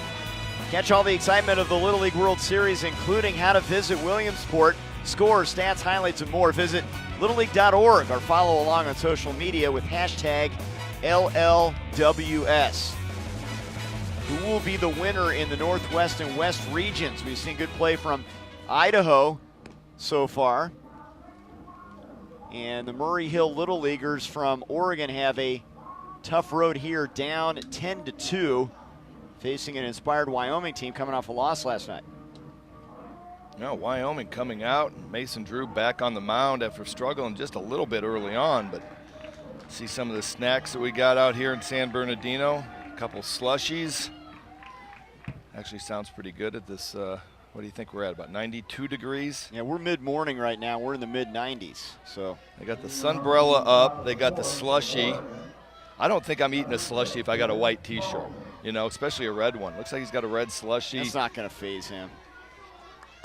No, it's going to faze Mom, though, when he gets home and he's got the red stain down the front.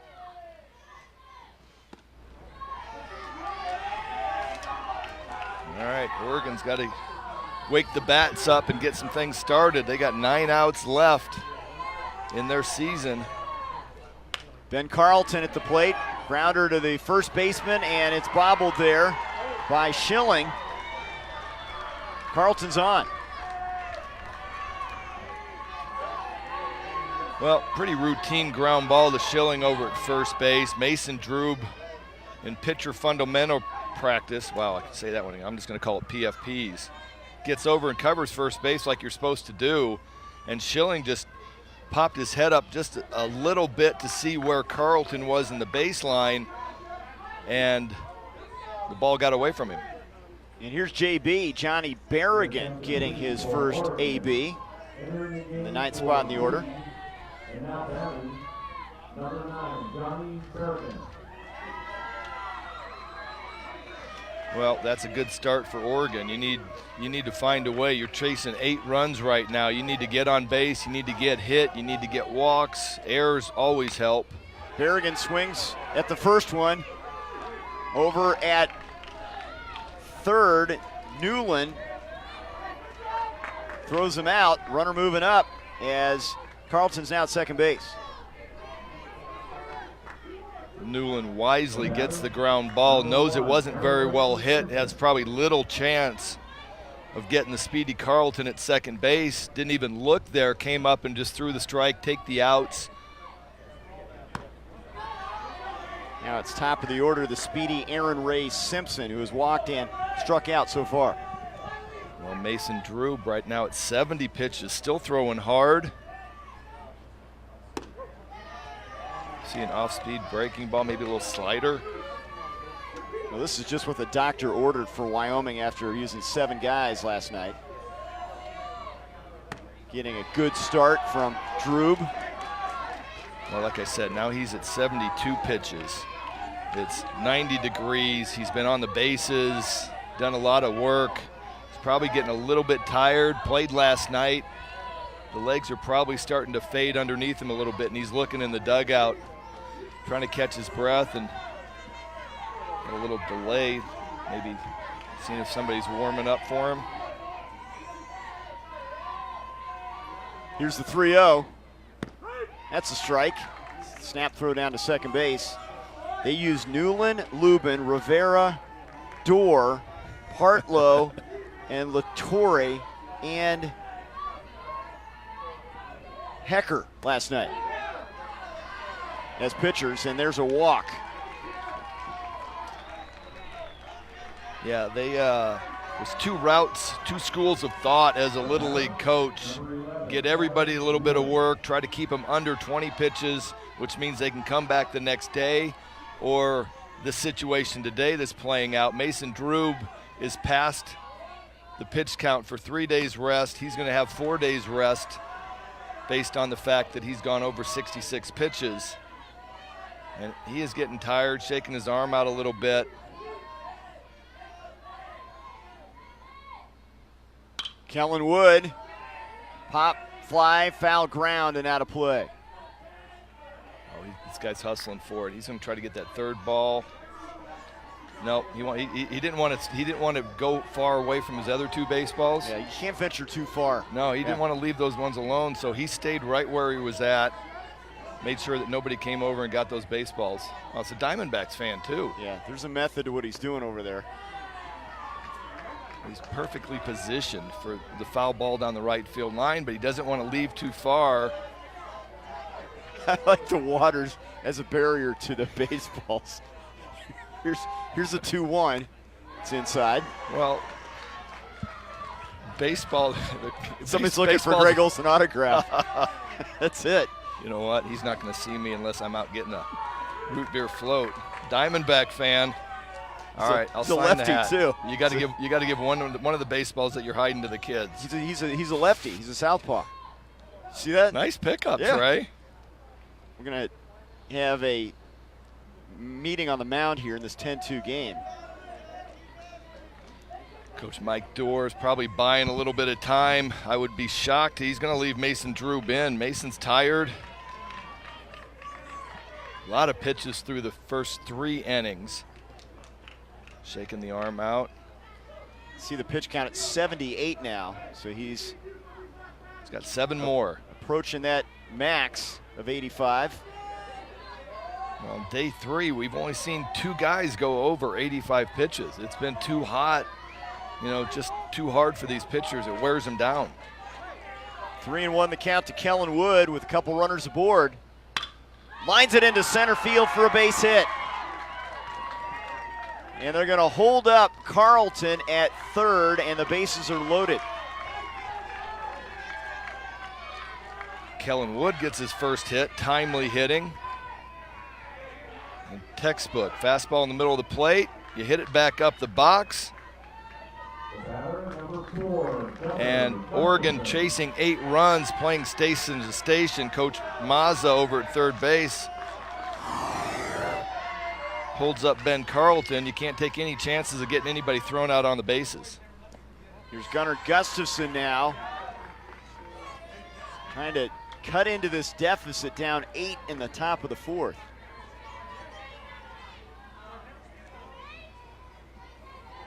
As an RBI, hugs mom for luck.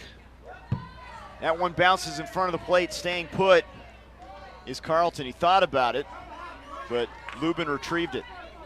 Well, the backstop here at Al Houghton Stadium is 15 feet, would you say, Trey? Maybe 20? And it's a padded wall, so every once in a while you get a lucky bounce and it comes right back to the catcher. Great read by Ben Carlton at third base. Gustafson lays off of that one high in the zone. 3-0.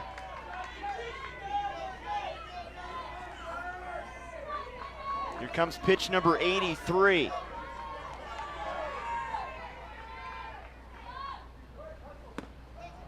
He walks him and walks in a run. Second RBI for Gustafson, and it's 10-3. I think Mason Drube might be done. Obviously, he's got 83. He can face one more hitter.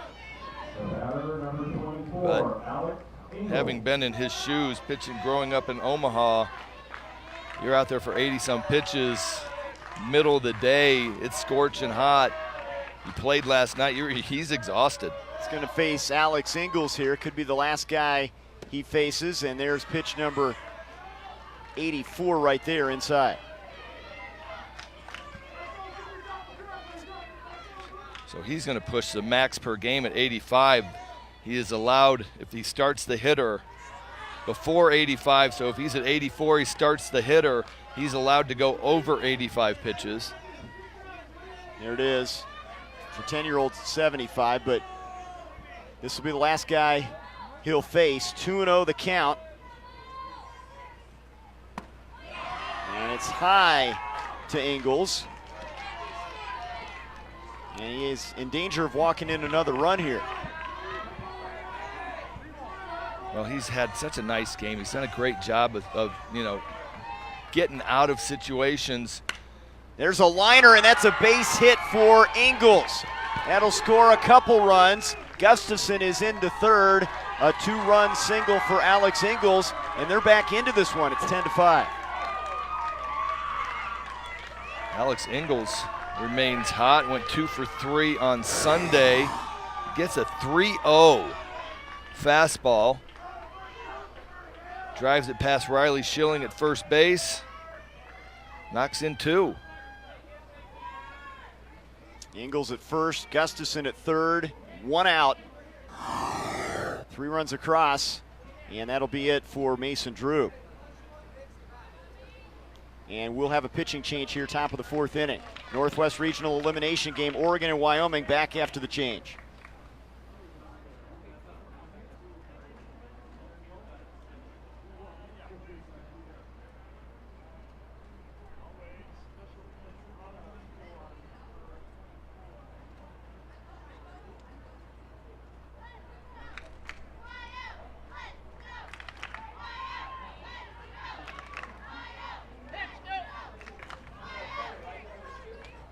Your attention please for Oregon. Running for Ingles at first base as a central pitch runner. Number 23, Kellen Hill.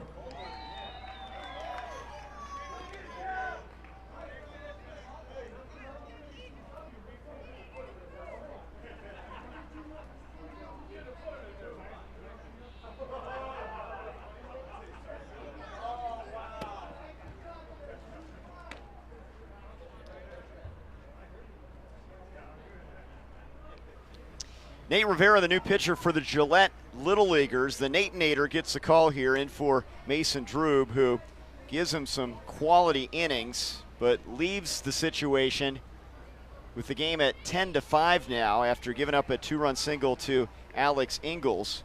We saw Rivera last night. He's one of the veterans at 13 years old. Yeah, he did a nice job of coming in relief last night. Threw an inning and a third. 5'3", favorite athlete, Jose Altuve. He's got a great demeanor on the mound. Just looks like he's out there just having fun, relaxed. You can watch him right now warming up. He really keeps the focus on the mitt, on the catcher's mitt, which is very important as a pitcher. It's first year that Nathan has tried out for the All-Star team, but he's been an impact guy. Doesn't say a whole lot. Lets his pitching speak for him.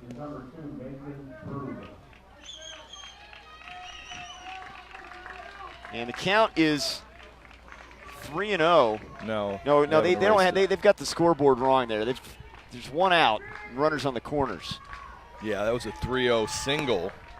Yes, it's going to be a Young leading off here against Rivera. Elam Young.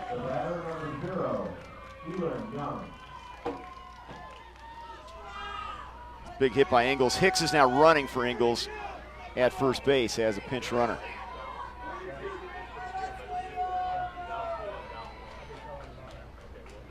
Rivera's first pitch is bounced up there for ball 1. Lubin finally locates the baseball, kind of skirted out of there for a moment. Alex Ingles at first base couldn't figure out if Josh Lubin had it or he didn't. And that's Hicks over there now. Oh, Hicks, excuse me. It was kind of comical because he's like, I'm starting, stop. Does he have it? No.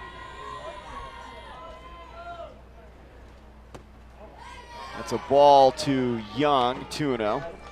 It's grounded out and walked so far. Well, Oregon done exactly what it needed to do, down 8. Needed to find a way to get some runs across, get something started, a little bit of a rally, put up a crooked number. And Rivera coming out of the gate, struggling down 3-0. There's a runner breaking for second, and Hicks is in there without the throw. He takes with a force play. Well, it sure looks like somebody was scouting last night's game, Trey. Oregon must have been watching. Wyoming struggled a little bit in the defense of the first and third play, and they got beat a couple times on the delayed steal, and that was exactly what Alex Hicks did. And Young is on board for the second time via the walk, and the bases are loaded with 1 down. Good response here from the Murray Hill Little Leaguers, battling back into this one. 3 across already in this inning. I think we might see Ryan Boggs come up. Got a big single early in the game. And now batting, number 12, Ryan Boggs. He's going to re-enter for Christian Neely. Favorite band, Queen. Freddie Mercury.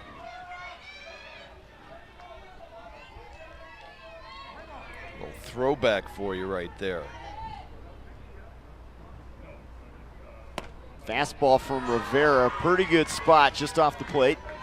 Really nice pitch by Rivera. Bases loaded, nowhere to put him, makes a great pitch and doesn't get the call. Gustafson, Hicks, and Young on the base paths. Here's the 1-0. Foul back. Really nice swing. Boggs had a single to second base in the second. Got to get that hot bat back up there.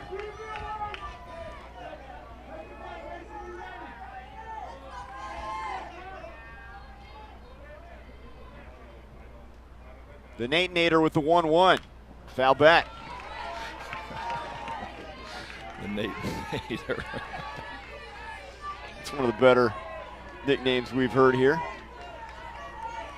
Rivera threw last night, about an inning and a third, I believe, kept his pitch count under 20. So he's able to come back and pitch today. Inside, and that hits Boggs. So he hits him to bring a run in, and that's an RBI for Boggs. And now it's a 10-6 game, and the tying run's going to come to the plate here. Well, Rivera just misses on the inside part of the plate. Boggs tried to get out of the way. Ball just chased him down the batter's box. I think, might we see a pinch runner? Well, we've got Alex Stinson, who's going to come up there for the second time as a hitter. Number 5.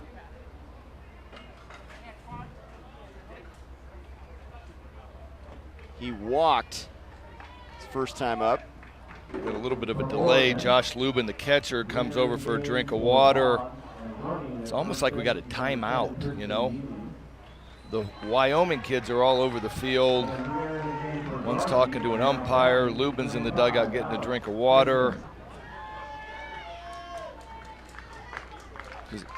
Alex Stinson's the hitter of record, so I think we have a pinch runner at first base, so we had a little bit of a delay in that. Yeah, that's Neely now at first base. So Neely re-enters. Now we're going to have a mound visit from Coach Mike Dorr.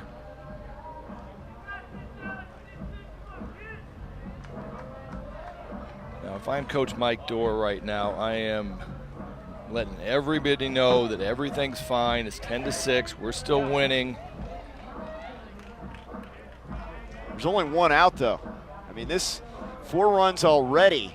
We saw the 8-run inning from Wyoming, and Oregon trying to put that kind of a number on the board in this inning. I mean, they've got a chance to really make something happen. And remember, the bottom part of the order here, they got a chance to turn it over to the top half. This is the number 7 hitter, Stinson. Well, right now Josh Lubin's over by the dugout, got a cold towel on the back of his neck. Got to be getting close to 96 degrees. This is just a really bizarre delay. You don't see this, and now we're having a pitching change. Just trying to cool off here, get hydrated. And we have a pitching change. Yep, they're going to have a pitching change as well after this break. So they send Rivera out to left field. Mr. Scotland, Carver Partlow comes in to pitch. He'll be the 3rd pitcher of the day for Wyoming. He got a little bit of pitching time last night late. Josh Lubin's is trying to cool down. Man, that gear's got to be scorching hot. Takes a fastball off the wrist in the first inning. He's been on base a couple times.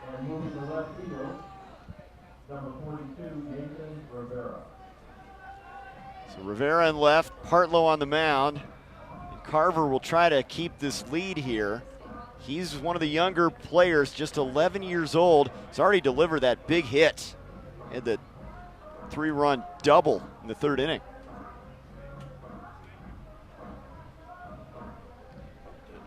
I've gotten to watch a lot of baseball in my life, and this for me is just a bizarre scene. It's almost like a pickup baseball game where, the Wyoming kids are kind of just standing around. Everybody's just taking a break. Well, the hydration break needed with the heat, but what they've done here is they've mixed in a pinch runner, a new pitcher, a position switch defensively in the midst of all of that, and then we also have Stinson, a new hitter in terms of the 7th spot in the order, so a lot going on out there. There is a lot going on, yeah, and you know what? Little League Baseball makes it mandatory that you come in and you announce your moves. You have to walk up to home plate umpire, so you have that time delay. It's just been, 6-8 minutes since we've had a pitch. Yeah, and Partlow's going to get every opportunity to get that arm warmed up.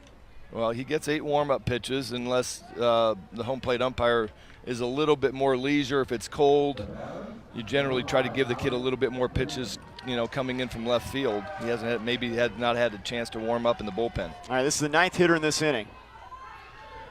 Alex Stinson, bases full. He represents the tying run here in the top of the 4th. First pitch from Partlow. He's inside for a ball. Hunger Games, favorite book, not the film, the book. Well, the books are always better than the movies. That's what they say. They say that.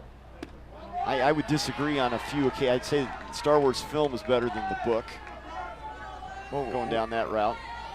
I didn't even know it was a book. Oh, yeah. And you read it. They write about everything. No, I didn't read it. I'm just assuming. Here's a 2-0. And that's a strike on the corner. Josh Lubin framed that one back up, got the call. Big pitch. That could have been a 3-0 count with the bases loaded.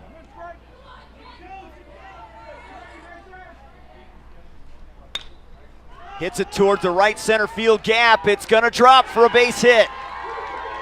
Run comes in, throw to second, and they get that force play for the second out. Scoring is Hicks, 10-7. Here it is. Fly ball in no man's land over Clouston's head, drops in front of Peterson, and he wisely comes up and throws a strike to second base for the force out. And so Alex Stinson, instead of getting a hit, gets a fielder's choice. The old rock solid 9-6 fielder's choice. It's not one of those you see very often.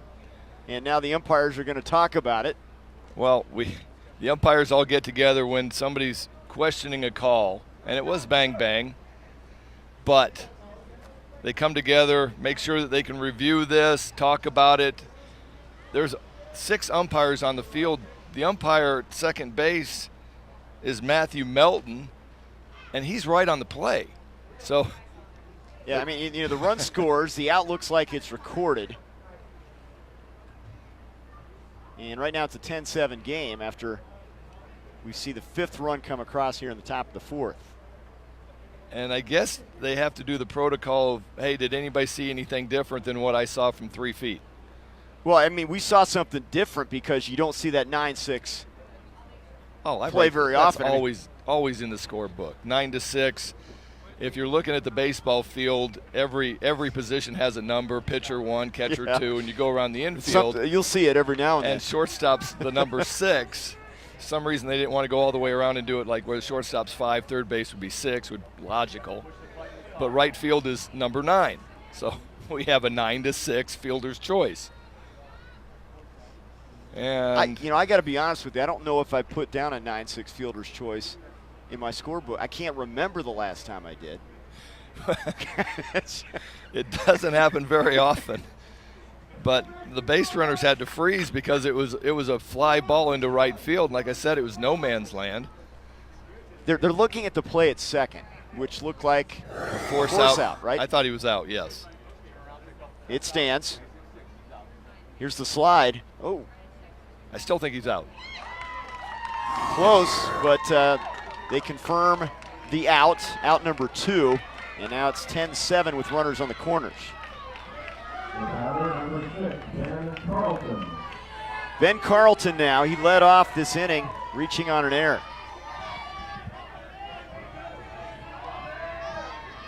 I don't mind questioning the call. I don't mind asking for a review. That you get 2 of them. And it was a big situation. It could be bases loaded, and you could have 1 out still. And now we got 2 outs.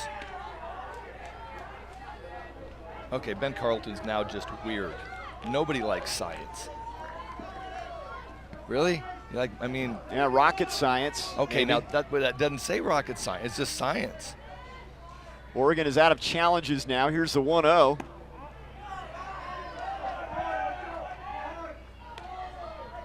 Well, I think it's great. We need more scientists out there, don't we? Oh, we do. I agree, but I'm just, that was not one of the classes that I'm going to sit through and be happy about. No, I'm with you. I'm not a big math guy either.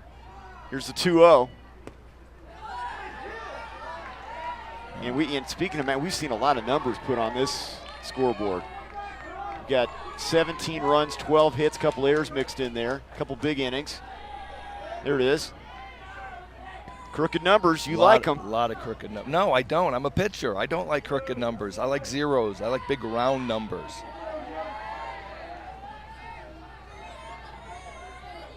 This is developed into a competitive game. It would look like Wyoming was going to run away and hide. Now it's a 3-run lead.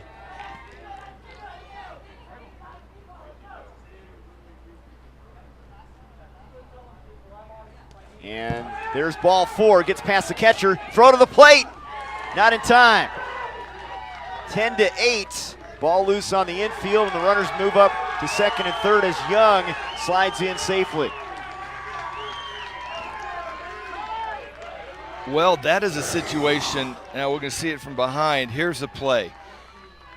Lubin hustles back for it. Partlow covers, misses the ball. Now, it's the first baseman's responsibility to back this throw up so nobody else advances on the play, because this happens quickly.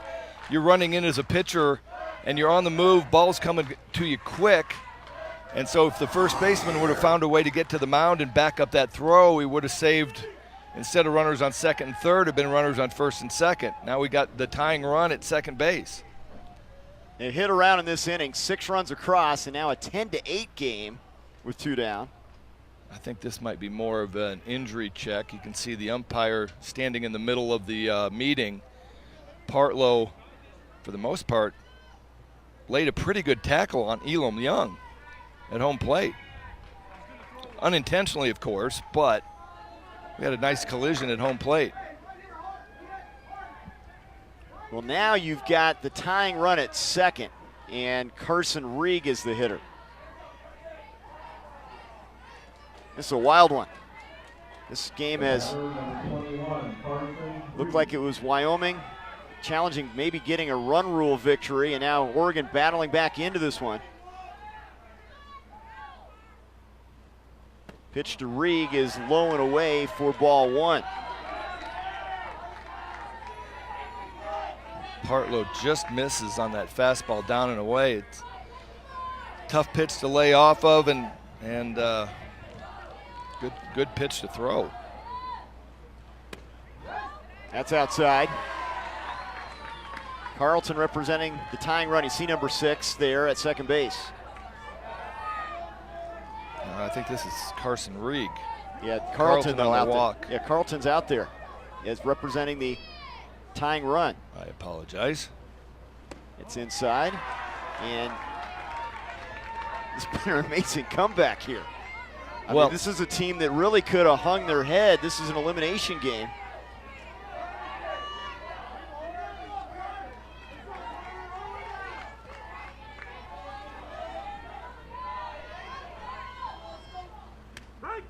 There's a strike, 3-1, and Lubin has to go and quickly get to the ball, keep that runner put at third. Tried to frame that one a little bit early.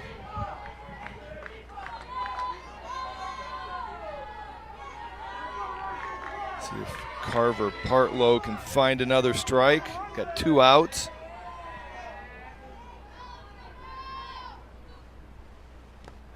walks him, skips past Lubin. And another run comes in. Making the turn and heading to second is Rieg. Heads up base running, takes the extra bag. And it's now 10-9 with second base. Rieg advances on the play, basically taking an uncontested base, just keeps running. Just rounds first base and keeps running, and Partlow watching the runner at third base.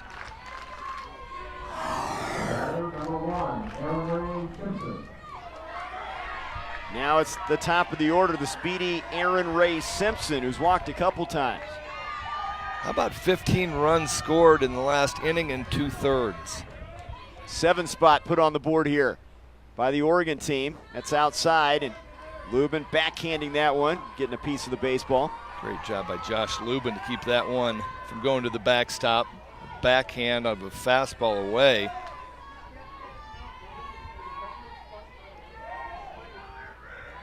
Aaron Ray Simpson up to the plate. 0 for 3, 0 for 1 today with a couple walks. Had a walk yesterday and scored a run, on Sunday.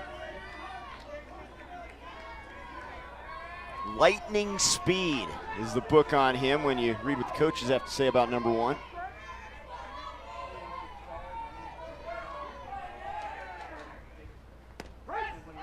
Strike on the corner, 1-2. Good pitch. Getting a little bit, a couple inches away from home plate umpire Dwayne Meyer, and Lubin's doing a great job of framing it, giving him something good to look at. Biggest pitch of the game, Trey. Chased it. Gets away from Lubin, though, and we're tied up. Carlton comes in and scores, and Rieg moves to third base.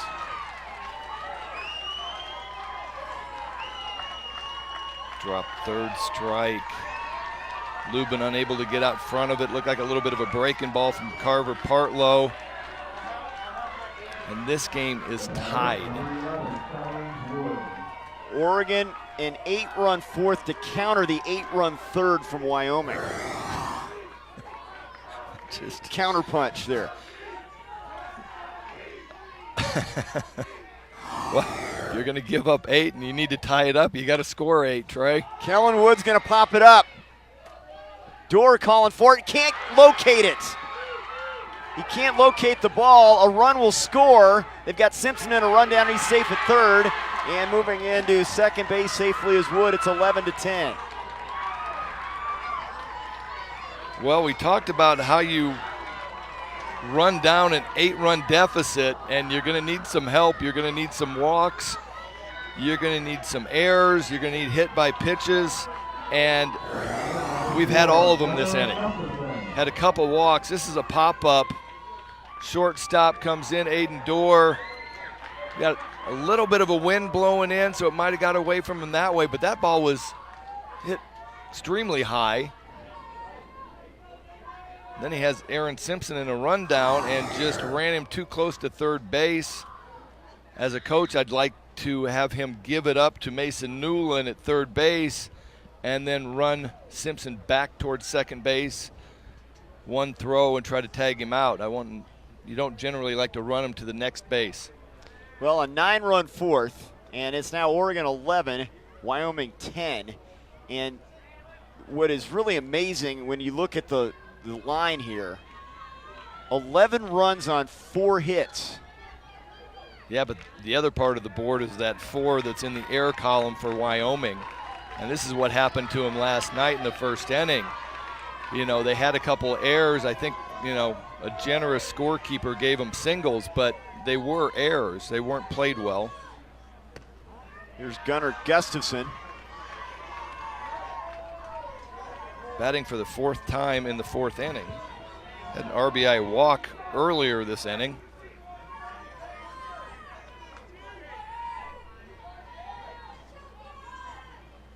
Now, we've discussed that I don't like math, but I'm thinking this is the 14th hitter of the inning. You would be correct.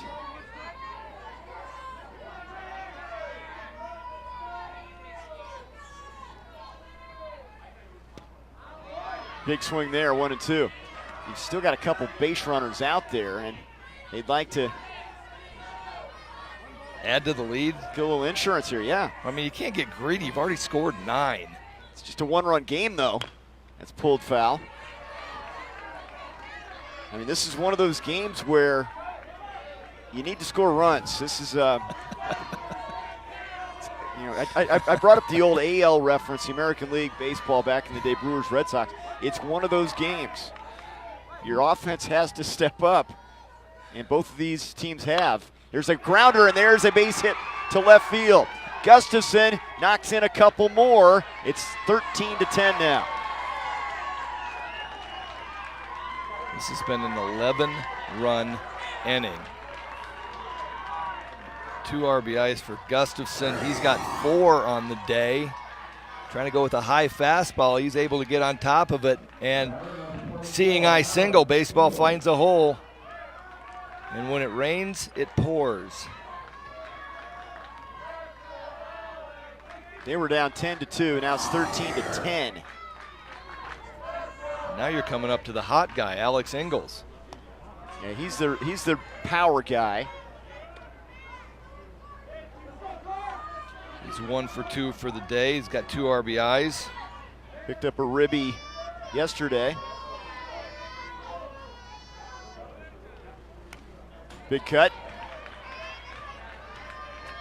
He's wearing Willie Mays' number 24. Good call.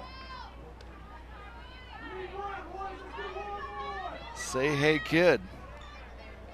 Not a bad player.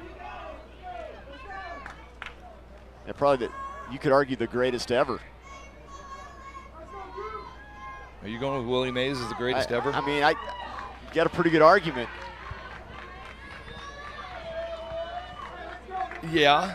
What, 660 home runs? Yeah, he could run like the wind, field as good as anybody. Made that circus catch in the World Series. Here's the 1-1. Foul back. Well, this could have ended a couple hitters ago on Aaron Simpson on a drop third strike. Since then, 3 runs have scored, and that's been the difference in the game. Carver Partlow got the strikeout that he needed. 1-2 to Ingalls, got a piece of it. He is a Marcus Mariota fan, the quarterback, fan of the Oregon Ducks. And I'm starting to think about food. This guy's got cheeseburger on his mind after this AB.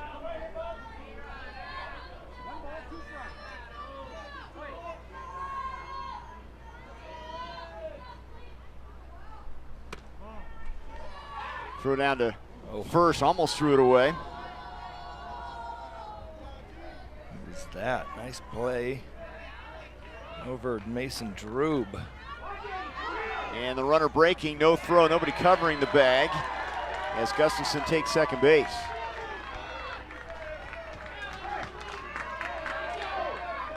Well, now you give Ingalls an opportunity to put another run on the board.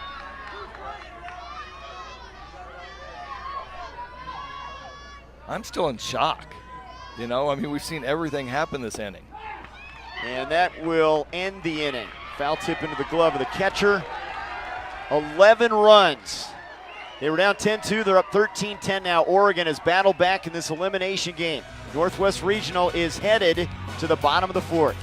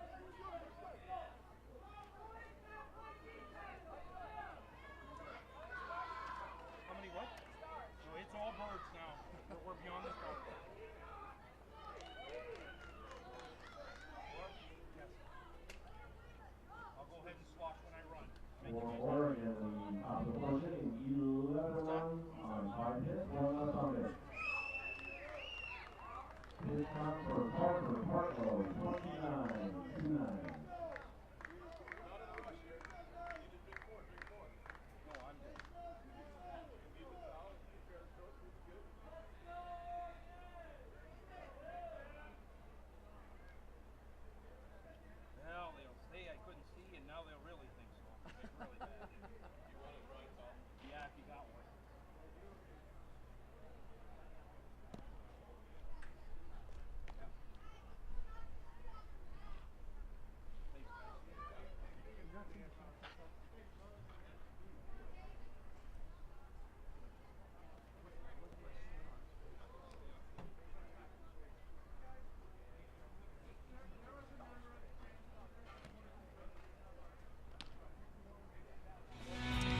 Oregon leading Wyoming 13-10 in the bottom of the fourth after they put 11 on the board in the top half. If you want to play Little League in your local community, visit playlittleleague.org, enter your address, and find a Little League program near you. Well, the season on the line for these two teams, and the offenses have stepped up to the table and delivered. An 8-run third for Wyoming, an 11-run fourth for Oregon. And now you got a completely different mindset if you're Ben Carlton. I mean, last time out there, his team's down 8. Now they're up 3 just after that monster inning. Yeah, I still am in shock. It was just everything that could possibly go wrong for Wyoming went wrong. We have a drop pop-up, a hit batter, a drop third strike that ended up costing 3 runs, a couple stolen bases. It was, you could, in a nutshell, if you want to describe what baseball is, yeah, watch the top of the fourth inning. That's all you need to do. We saw the 9-6 fielder's choice. I mean, that was another one that, and it really, you know, if you're keeping score for the first time at a baseball game, you really get to learn the tricks of the trade. Yeah, I mean, I've got the score sheet where I have to X out the fifth inning part of the top of the box and write a 4 in, and then you take the arrow and you slash it down a little bit, and you got to start a whole new box. Yeah. And so the scorebook just is a mess. Well, and what we have here is a competitive game. I mean, this is going to be an interesting finish now. A 3-run lead for Oregon, and now Wyoming a chance to battle back here. They've actually out-hit Oregon in this one 8-5. And Nate Rivera will lead things off against Ben Carlton. Rivera came into pitch, struggled a little bit, moved out to left field. He's getting his first at bat. Roller towards third, and the throw is not in time. Legging it out is Rivera. That speed down the line as Garvey couldn't get to it in time. So curveball, Rivera gets a piece of it. It's in essence the perfect bunt. You know, nobody can get to that ball. Maybe Adrian Beltre probably makes that play. Outside of that, you know, and Beltre is going to do one of those little sidearm flicks. Yeah, Brooks Robinson, I don't think, can make that play. Well, not right now, but he could have back in 70, 71, yes. Yeah, during his prime, of course. Here's Aiden Peterson now. The human vacuum cleaner. And me being a Baltimore Oriole, or an ex-Oriole, Brooks was around quite often announcing the games, and absolutely one of the nicest human beings on the face of the earth. Well, Peterson has walked in, struck out. That pops away from the catcher, and down to second safely, Rivera. That was a really good curveball by Ben Carlton. Ingalls was unable to catch it. He might have actually taken a strike away from Carlton. I thought that was a really good pitch on the inside part of the plate. Big cut. Peterson got his money's worth with that swing. Well, he struck out in the third. Every one of his cuts, he does not get cheated. I'm waiting for him to put one of these in play. That ball was well struck down the left field line.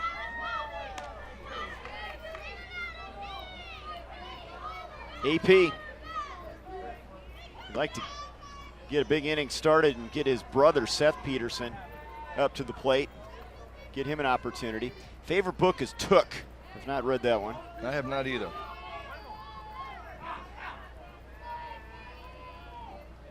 Talk about launch angle. Here you're going to see a nice launch angle swing. And he strikes out. Just not on a nice soft breaking ball down, but he's got a nice swing. Fooled on the curveball by Ben Carlton. Carlton's got a nice, I call it a 12-6, which is talking about the face of a clock. So the ball's breaking from 12 o'clock to 6 o'clock. That one had some depth, big change of speed from his fastball. 1 out, 1 on, and Dominic Hecker fouls off the first offering. I mean, initially when we started the second inning, I thought Hecker was going to be the hero. Yeah. Has a big 2 RBI single to left field, and then all of a sudden the third inning happens, and he gets another RBI. Now, he still has a chance to. He still has a chance to be the hero. You're And right. he's going to hit a fly ball to center. Simpson's coming in, has to make a longer run than he originally probably thought, and he gloves it, 2 down. This is just what Carleton needs to do. Get out of this inning, keep this game 13-10, and keep the momentum on the side of the Murray Hill Little Leaguers. Oh, absolutely. And Carleton's doing exactly, you got the leadoff guy on with a swinging bunt from Rivera, but after that is settled in, got a strikeout, nice easy pop up to center field. Kyler Clouston now.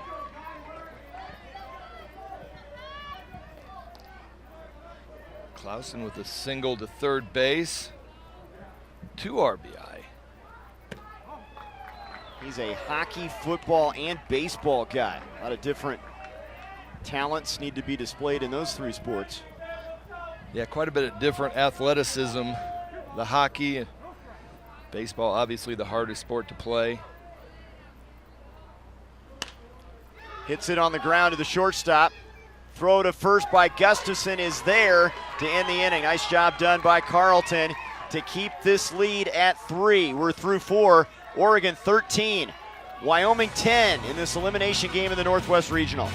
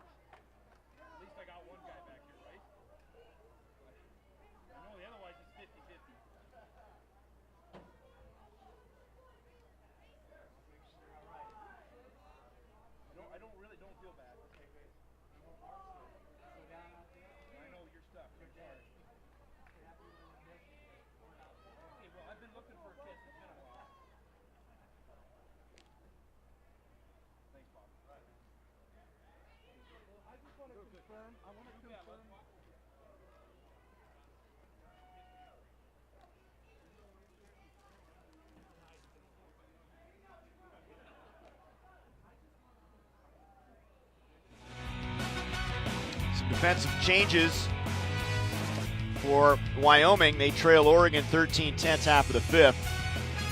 This elimination game in the Northwest Regional, Wyoming has out-hit Oregon 9-5, but defensively for Wyoming, Doors now in center field, Newland at short, and Hecker at third base. Actually, looks like Dorr is catching. Oh, scratch that. And that must be Lubin out in center field.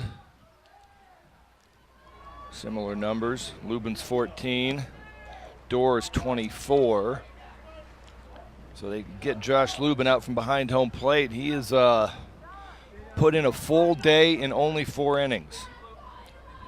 And Partlow continues on, third pitcher of the day for the Gillette Little Leaguers, who are now in a situation where they trail after leading 10-2. Elam Young to lead it off for the Beaverton, Oregon kids. Well, we talked about how many pitchers pitched last night for Wyoming, and it was 7. So Josh Lubin threw too many pitches. He can't pitch today. Mason Newland threw too many pitches. He can't pitch today. And so now we're seeing kind of the effects of running through your pitching staff a little bit. You lose a couple of your better athletes, better pitchers.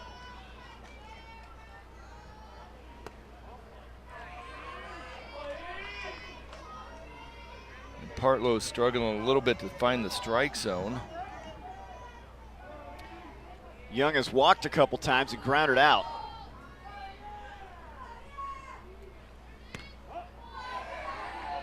Where was that pitch at, Trey? 3-0. Young can run if he gets on board here. Good speed.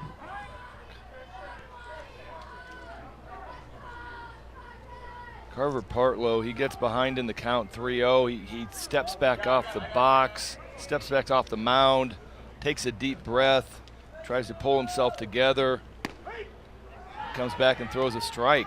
I love the fact that he's able to, a little self-control, knows what he needs to do to get back in and throw a strike. Young, a big Andrew McCutcheon fan at the plate. Takes a strike there, 3-2.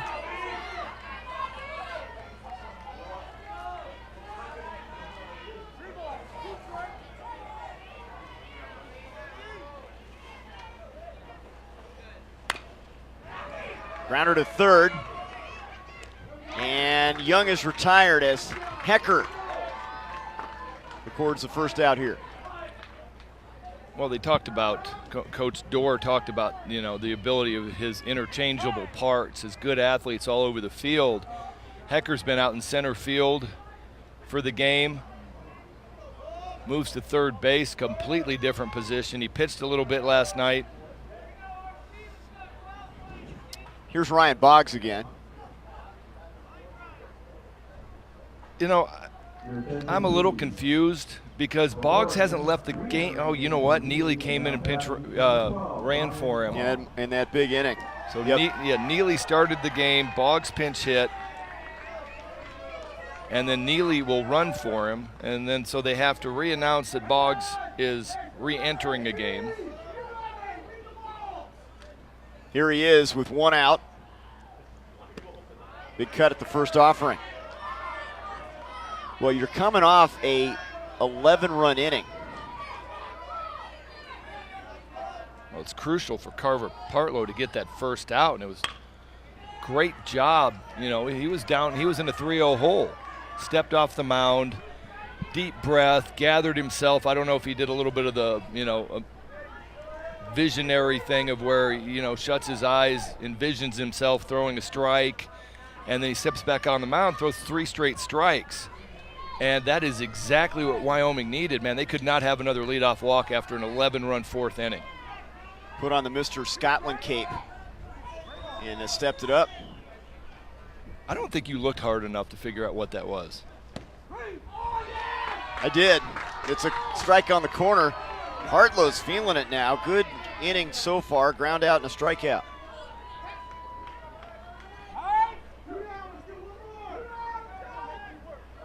Now we got Stinson re-entering the game. He and Garvey have been in that spot in the order. For Oregon, re-entering the game for Garvey, and now batting number 5, Alex Stinson. Well liked by his teammates, Alex Stinson. And he's one of those guys, doesn't get too high, doesn't get too low. You know, the guy that can handle the failure with those calm nerves. And, you know, that's something that can benefit you in the long run. You know, you don't get too excited or get too bummed out, right? I'm laughing about the fact that it was written in the notes that he's well-liked, so that means that somebody's not well-liked on the Oregon team, doesn't it? Or else he's the most popular kid. He's an affable kid. Carver Partlow's found the strike zone. Whatever he did, I'd like to know, because steps off the mound and all of a sudden he's just been pumping strikes. Hard hit ball at the third baseman Hecker across in time in a 1-2-3 inning. Nice job from Partlow. Nothing across, still 13-10 Oregon. Bottom of the 5th is coming up, and also the top of the lineup for the Gillette Little Leaguers.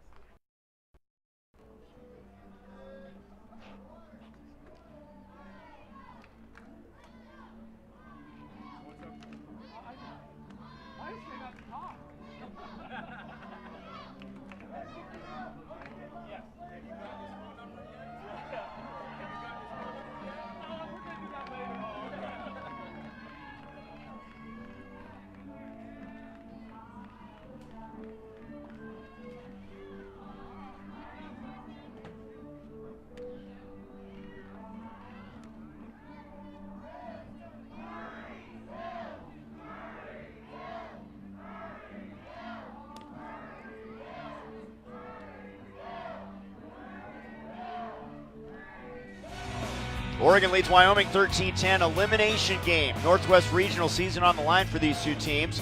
We work into the bottom of the fifth inning. The winner will play tomorrow at 4 p.m. Pacific time against the winner of our last game today, Washington and Alaska.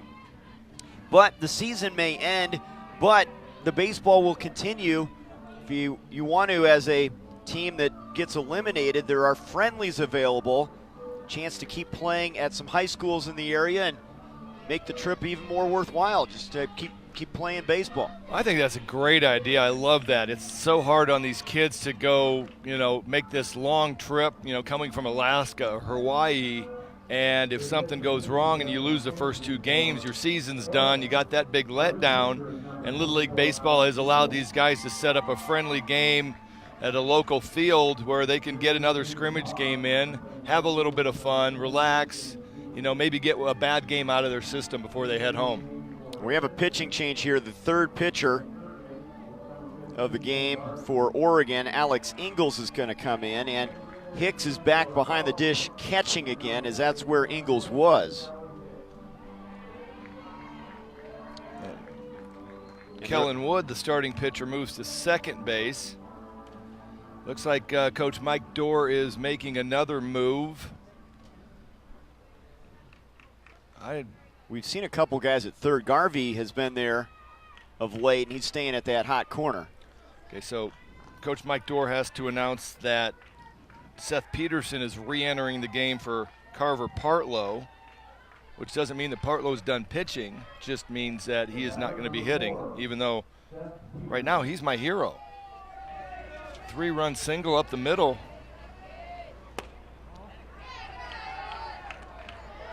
I think Ingalls comes in the closer's role for Oregon. He's got a 3-run lead. He's got to get 6 outs. This is the top of the order, Seth Peterson.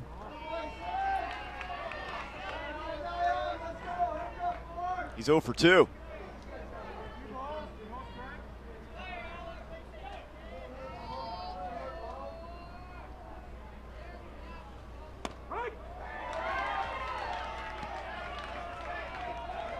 Gets a nice call from home plate umpire Dwayne Myers. Fastball on the down and out part of the plate. Comes inside there and misses with it. 3-1. And then doesn't get that one. So I think we're all even. I think it should be a 3-1 count if I'm, judging the strike zone, if I may. You've judged it in the past. Here's a pitch that misses. And I don't blame you. I can understand. I mean, it's your profession through the years. As there's ball 4, Peterson's aboard. I mean, I can't tell you how huge a fan I am of big strike zones. 3 or 4 inches on each side of the plate. The way the rule book has it is it's supposed to be from the letters, so the armpits to below the knees. I want big strike zones. Leadoff walk, and here is Aiden Dorr. He's 0 for 2 with a ground out and a strikeout. He had a sack bunt yesterday. Wyoming was playing small ball early in the game. Out in front of that one. Dorr's a big Nolan Arenado fan. And likes spaghetti. Who doesn't? That sounds pretty good. Get a cheeseburger with spaghetti.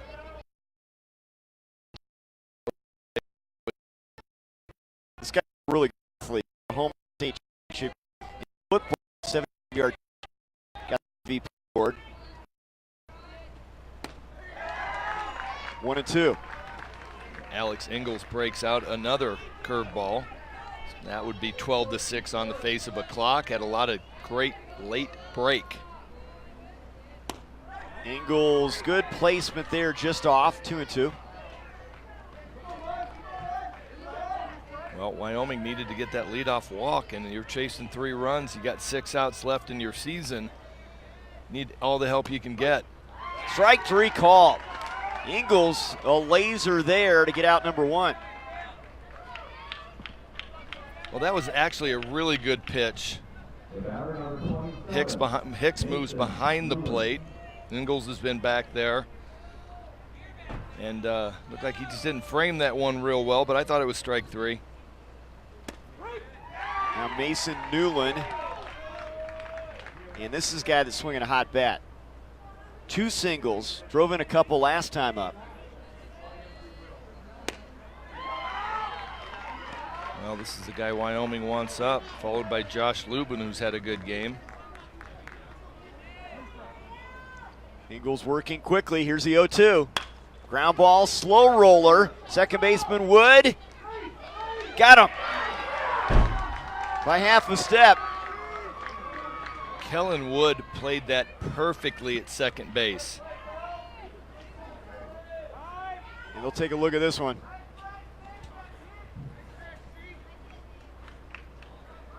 Mike Dorr slowly walks down to first base.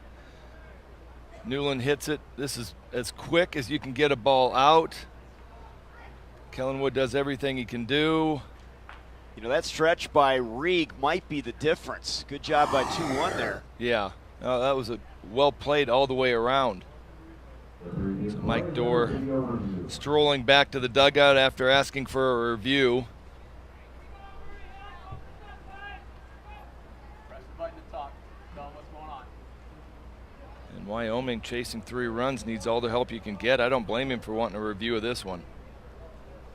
Big call, because you can bring that tying run to the plate. Here's what you can review. Force outs, tags on bases, missed bases, hit batters, and additional plays covers a wide spectrum, but it does not cover the transfer call. Managers have unlimited successful challenges, but lose it after 2 unsuccessful challenges. And that final play always reviewed. Well, it's just like football. You got to review every scoring opportunity. Last night we had a strikeout overturned. And Dwayne Myers, Brad Parker, Matthew Melton, Jeffrey Davis staying busy here in our first game of the day. Well, we're going to see Brad Parker make this call when he comes back off the headset. And he is not somebody I would mess with. They're going to overturn this one, Greg. Let's see what we got. Newland running hard. Foot now. Yep. Good call. He is safe. So they confirm it. Infield single. Really nothing. Wood did everything he could do short of coming in on a running bare hand and trying a side flip. But he played it perfectly. Reeg over at first base. Good stretch. Just, you know, one of those things, seeing eye ground ball single. Big call. Tying run at the plate. Josh Lubin. They're glad Lubin's on this team. First year All-Star. Likes spending time in the outdoors. Pulls it towards third. Garvey only play at first, and he got him. Another close play. The stretch from Reeg over there. 2 down. I think they're going to review this one. Coach Mike Dorr slowly sauntering over to first base. That's an amble, I think. Calling that an amble? But, you know, this is one of those, again, you got to take a look at it. I mean, not as close as that last play, it appears. Here it is. I didn't think it was either. But, oh, geez. Oh, he missed first base. Stepped in front of it. Oh, he missed first base. Oh, boy, that's the cardinal rule. You always teach the kids to touch first base no matter what they have to do. Stud or step. That's the most important thing, stepping on first base.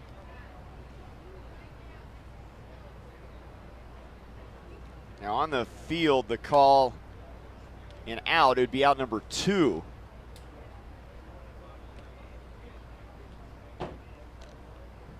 And it looked like that foot was in front of the bag. It looked like it, yeah. I think that's got to be what we're looking at, because if he'd gotten just a piece of that base, he was safe. I just don't think he stepped on first base.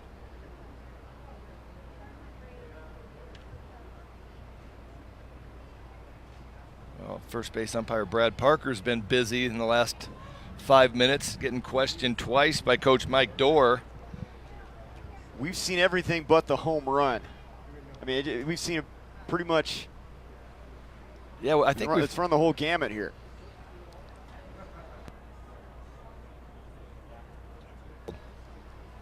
Call's going to be overturned. You're going to call him safe at first base. And here we got a little bit of the floss, working on that while we're waiting on this call. So a couple calls going Wyoming's way. Here's a look at it. I guess they could say the toe touched, but man, I don't know how they have enough to overturn it. Well, now you've got the go-ahead run at the plate. And it's Mason Drube up there with one out. And that was a home run swing, strike one. A little bit of a different view. Let's see if that toe catches. Wow. Wow. Front of the shoe, I think. You saw some movement on the base there. Well, if I am Alex Ingalls and I'm standing on the mound and I've just given up two of the softest ground balls that have stayed in the infield, my guys have made good plays, and I'm standing here looking at the bases loaded. And he steps up and strikes out Drube. How about that? After all he went through, now he's an out away from getting out of this thing. And you can go two ways as a human being. You can either let the pressure and the whole situation just encapsulate you, or you can step up to the challenge. And right there, 3 straight pitches, best fastballs he's thrown today. Here's Nathan Rivera representing the go-ahead run. Fastball's fouled off.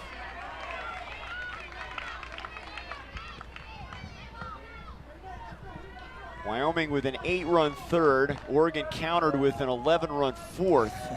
Here we are. Wyoming trying to answer back. That's a wild pitch. Runner's going to stay put. Good hustle there from Hicks to get back to the baseball. Talked about that backstop's about 15 or 20 feet behind home plate. He threw that one high enough that it came really close to home plate. Nice job of base running at third base, but stay put. Can't take the chance on making the third out at home plate. Fouled off. 1-2 to Rivera, the Nate Nader.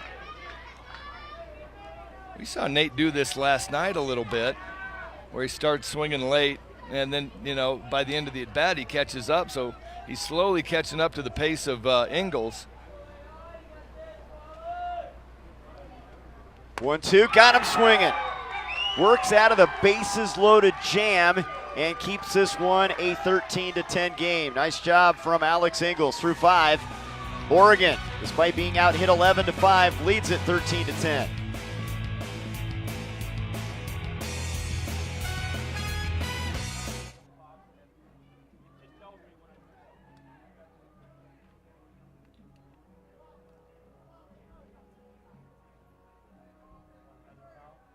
For Wyoming, bottom of the 5th, no runs on 2 hits, 3 runners left on base.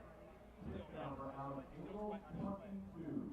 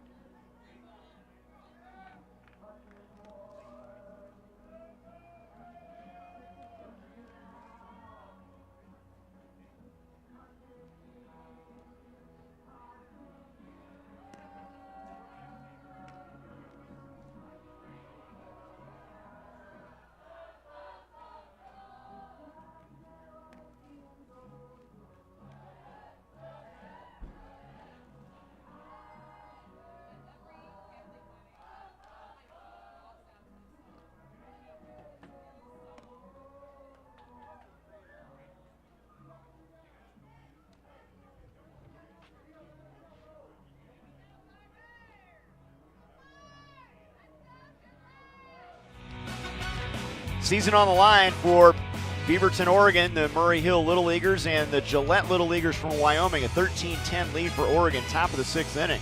6 innings regulation, Little League Baseball. And the winner here will advance to a 4 p.m. game tomorrow against the winner of Washington and Alaska. And Partlow continues on as the Gillette Little League pitcher. Partlow re-enters the game. Then batting for Seth Peterson in the 1 hole. He's got 3 RBIs to his name, and somewhere along the line, you can see him back there doing what you need to do to get ready to pitch, get your mind right. Little head wag. I don't know what that is. The finger to the mouth, touch your pant 3-time. Whatever worked for you, brother. Ben Carlton's going to lead it off, and he greets him with a solid single to left field. Carlton wasting little time. He's on.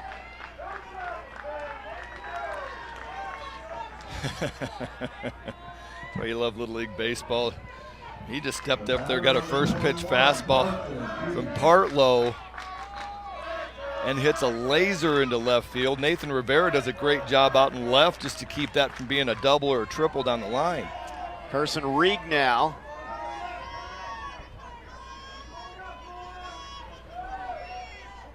Reeds had 2 at-bats, an RBI walk, and he walked in the second. His favorite band, Juice WRLD.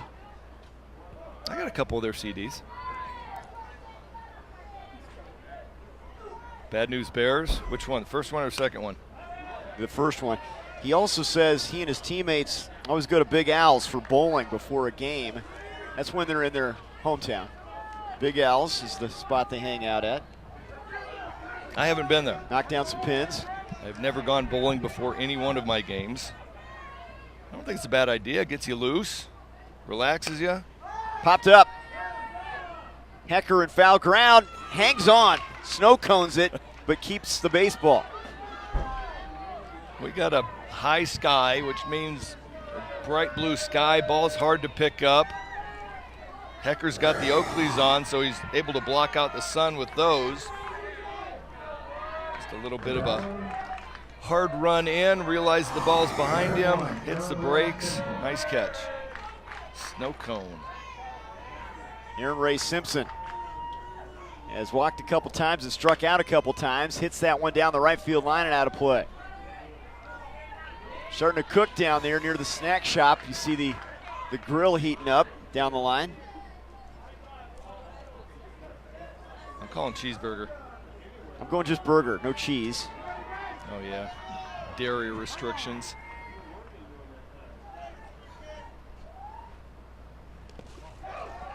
That one gets away, and Carlton now at second base. You know, we saw this a little bit last night. I think Carver Partlow is trying to throw a changeup right there, and if you get the ball too deep in your hand, you don't have it out in your fingertips, you tend to smother the ball. And he was unsuccessful last night with it, and he comes back with a fastball. And there's a laser into the shortstop's glove right at Newland. Simpson's retired. But he went back to the fastball again. He struggled a little bit with the changeup, and I'd probably tell him that he needs to loosen the grip up and get the ball out in the fingertips. It's really hard to throw changeups when the ball is jammed into your palm. Kellen Wood with 2 down. Runner in scoring position. Carver Partlow did not either like the pitch call, just didn't have a good feeling on the mound. He steps off the back. I really do love that, Trey. I think that is just extremely mature to be able to step back, reset the mind, you know, a little bit of for the love of the game. My favorite line from the love of the game with Kevin Costner stepping back off the mound and reset the mechanism. Yes. Clear the mechanism.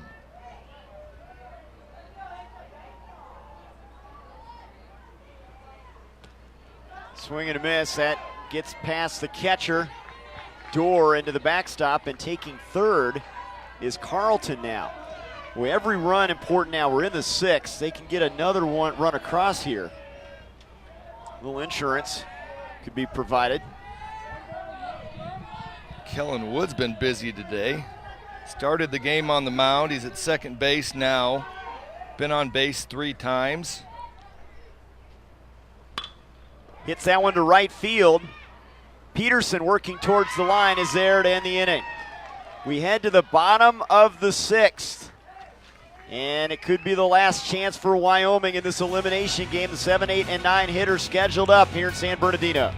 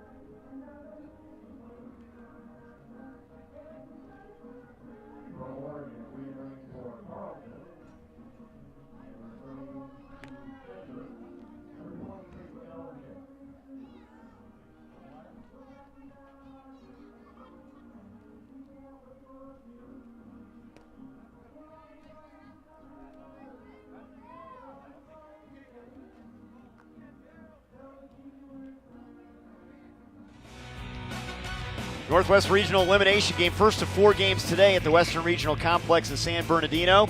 Oregon, Wyoming, 23 runs, 17 hits, 5 errors. Seen a little bit of everything in this one. 2 monster innings, an 8-run third for Wyoming, an 11-run fourth for Oregon.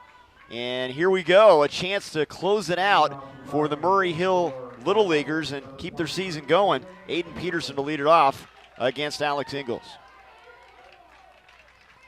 Aiden Peterson is 0 for 2 on the day. He's got a walk in the 2nd inning. He's looking for his first hit in San Bernardino. Is he wearing Oakleys? Has he got sunglasses on? He's wearing them. Wow. You don't see that very often. Hitters have there's a little bit of a blind spot, I think, in the sunglasses, and generally you don't see them being worn. Cal tips that one. He has struck out and walked. Struck out a couple times.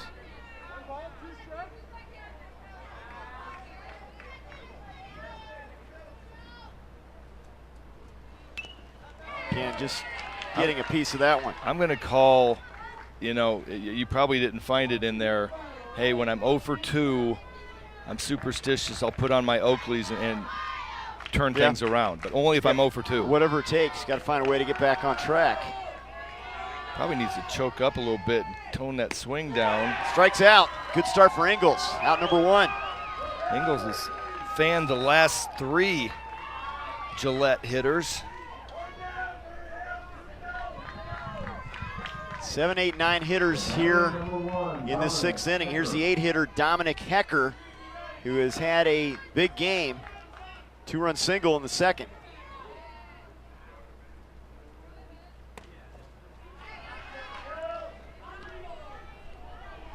This Wyoming team, a tough 13-1 loss to Idaho last night.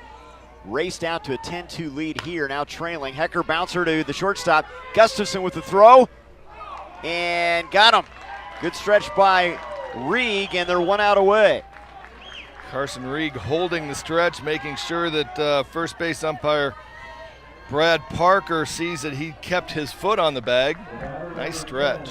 I was working on his golf swing now. He's got the glasses up on the hat. Yeah, you know what? They do a lot of good up there. When the ball gets popped up into the sun, try to pull him off the top of the bill. It's a fashion look there. Here's a fashion look, yes. Here's Kyler Clouston. You're starting to dig into my pet peeves of, but I got to confess, my son does it too. 15-year-old at home is wearing the sunglasses on top of the hat and complaining about losing balls in the sun. And they are upside down. 2-0 to Kyler Clouston. Ingles trying to close the door here. Strike on the corner. Alex Ingles, since the 2 infield singles from Mason Newland and Josh Lubin in the 5th inning, Alex Ingles has been very efficient, pumping strikes, struck out 3 straight. 3-1. That looked like a good pitch. Didn't get the call. Well, I think it might have been a makeup call from the other one. The other fastball, the 2-0 fastball, is about 3 or 4 inches off the plate away, and so he doesn't get the benefit of that doubt. Pumps in a strike there. They're 1 strike away from winning this wild one, up 13-10 on Wyoming. Oregon trying to keep their season alive. 3-2 to Clouston. Ingles deals. Fastball, low and away. He walks him. That's the hardest out in baseball to get, is the last one, regardless of the score. The hitter has a sense of urgency, a little bit more fight. Now we're back up to the top of the lineup. Are we going to see Mr. Scotland? Yeah, he's got the bat right now, number 5, and Mike Dorr might have other plans. Or is Seth Peterson going to re-enter? Seth Peterson coming back in the game. Peterson is 0 for 2 with a walk. Partlow wanted, I mean, I love that. Carver Partlow comes running out of the dugout like it's my turn to hit. Well, you know, he had that big 3-run double. He's swinging it with confidence. And he is the pitcher, so Seth Peterson is out. He has to come in and re-enter because Partlow has been pitching. I just love the confidence. He comes walking out and he's like, I got this, let's go. Down to their final out. Peterson swinging away at the first one. They have out-hit Oregon 11-6. Not very often you see the scoreboard where it's 13 runs on 6 hits. It's usually something a little bit closer to 13 on 19, 13 on 16. But Oregon has taken advantage of the 4 Wyoming errors. The 0-1. Fastball, ground ball, base hit left field. Peterson steps up, and that brings the tying run to the plate here with 2 down. Peterson gets his first hit of San Bernardino. I got to tip my cap to Coach Dorr. He knows his players, knows what to do. And he was like, no, Partlow, you're not hitting. Seth's got a knock in him. I'm going to bring him back up. And now Aiden Dorr.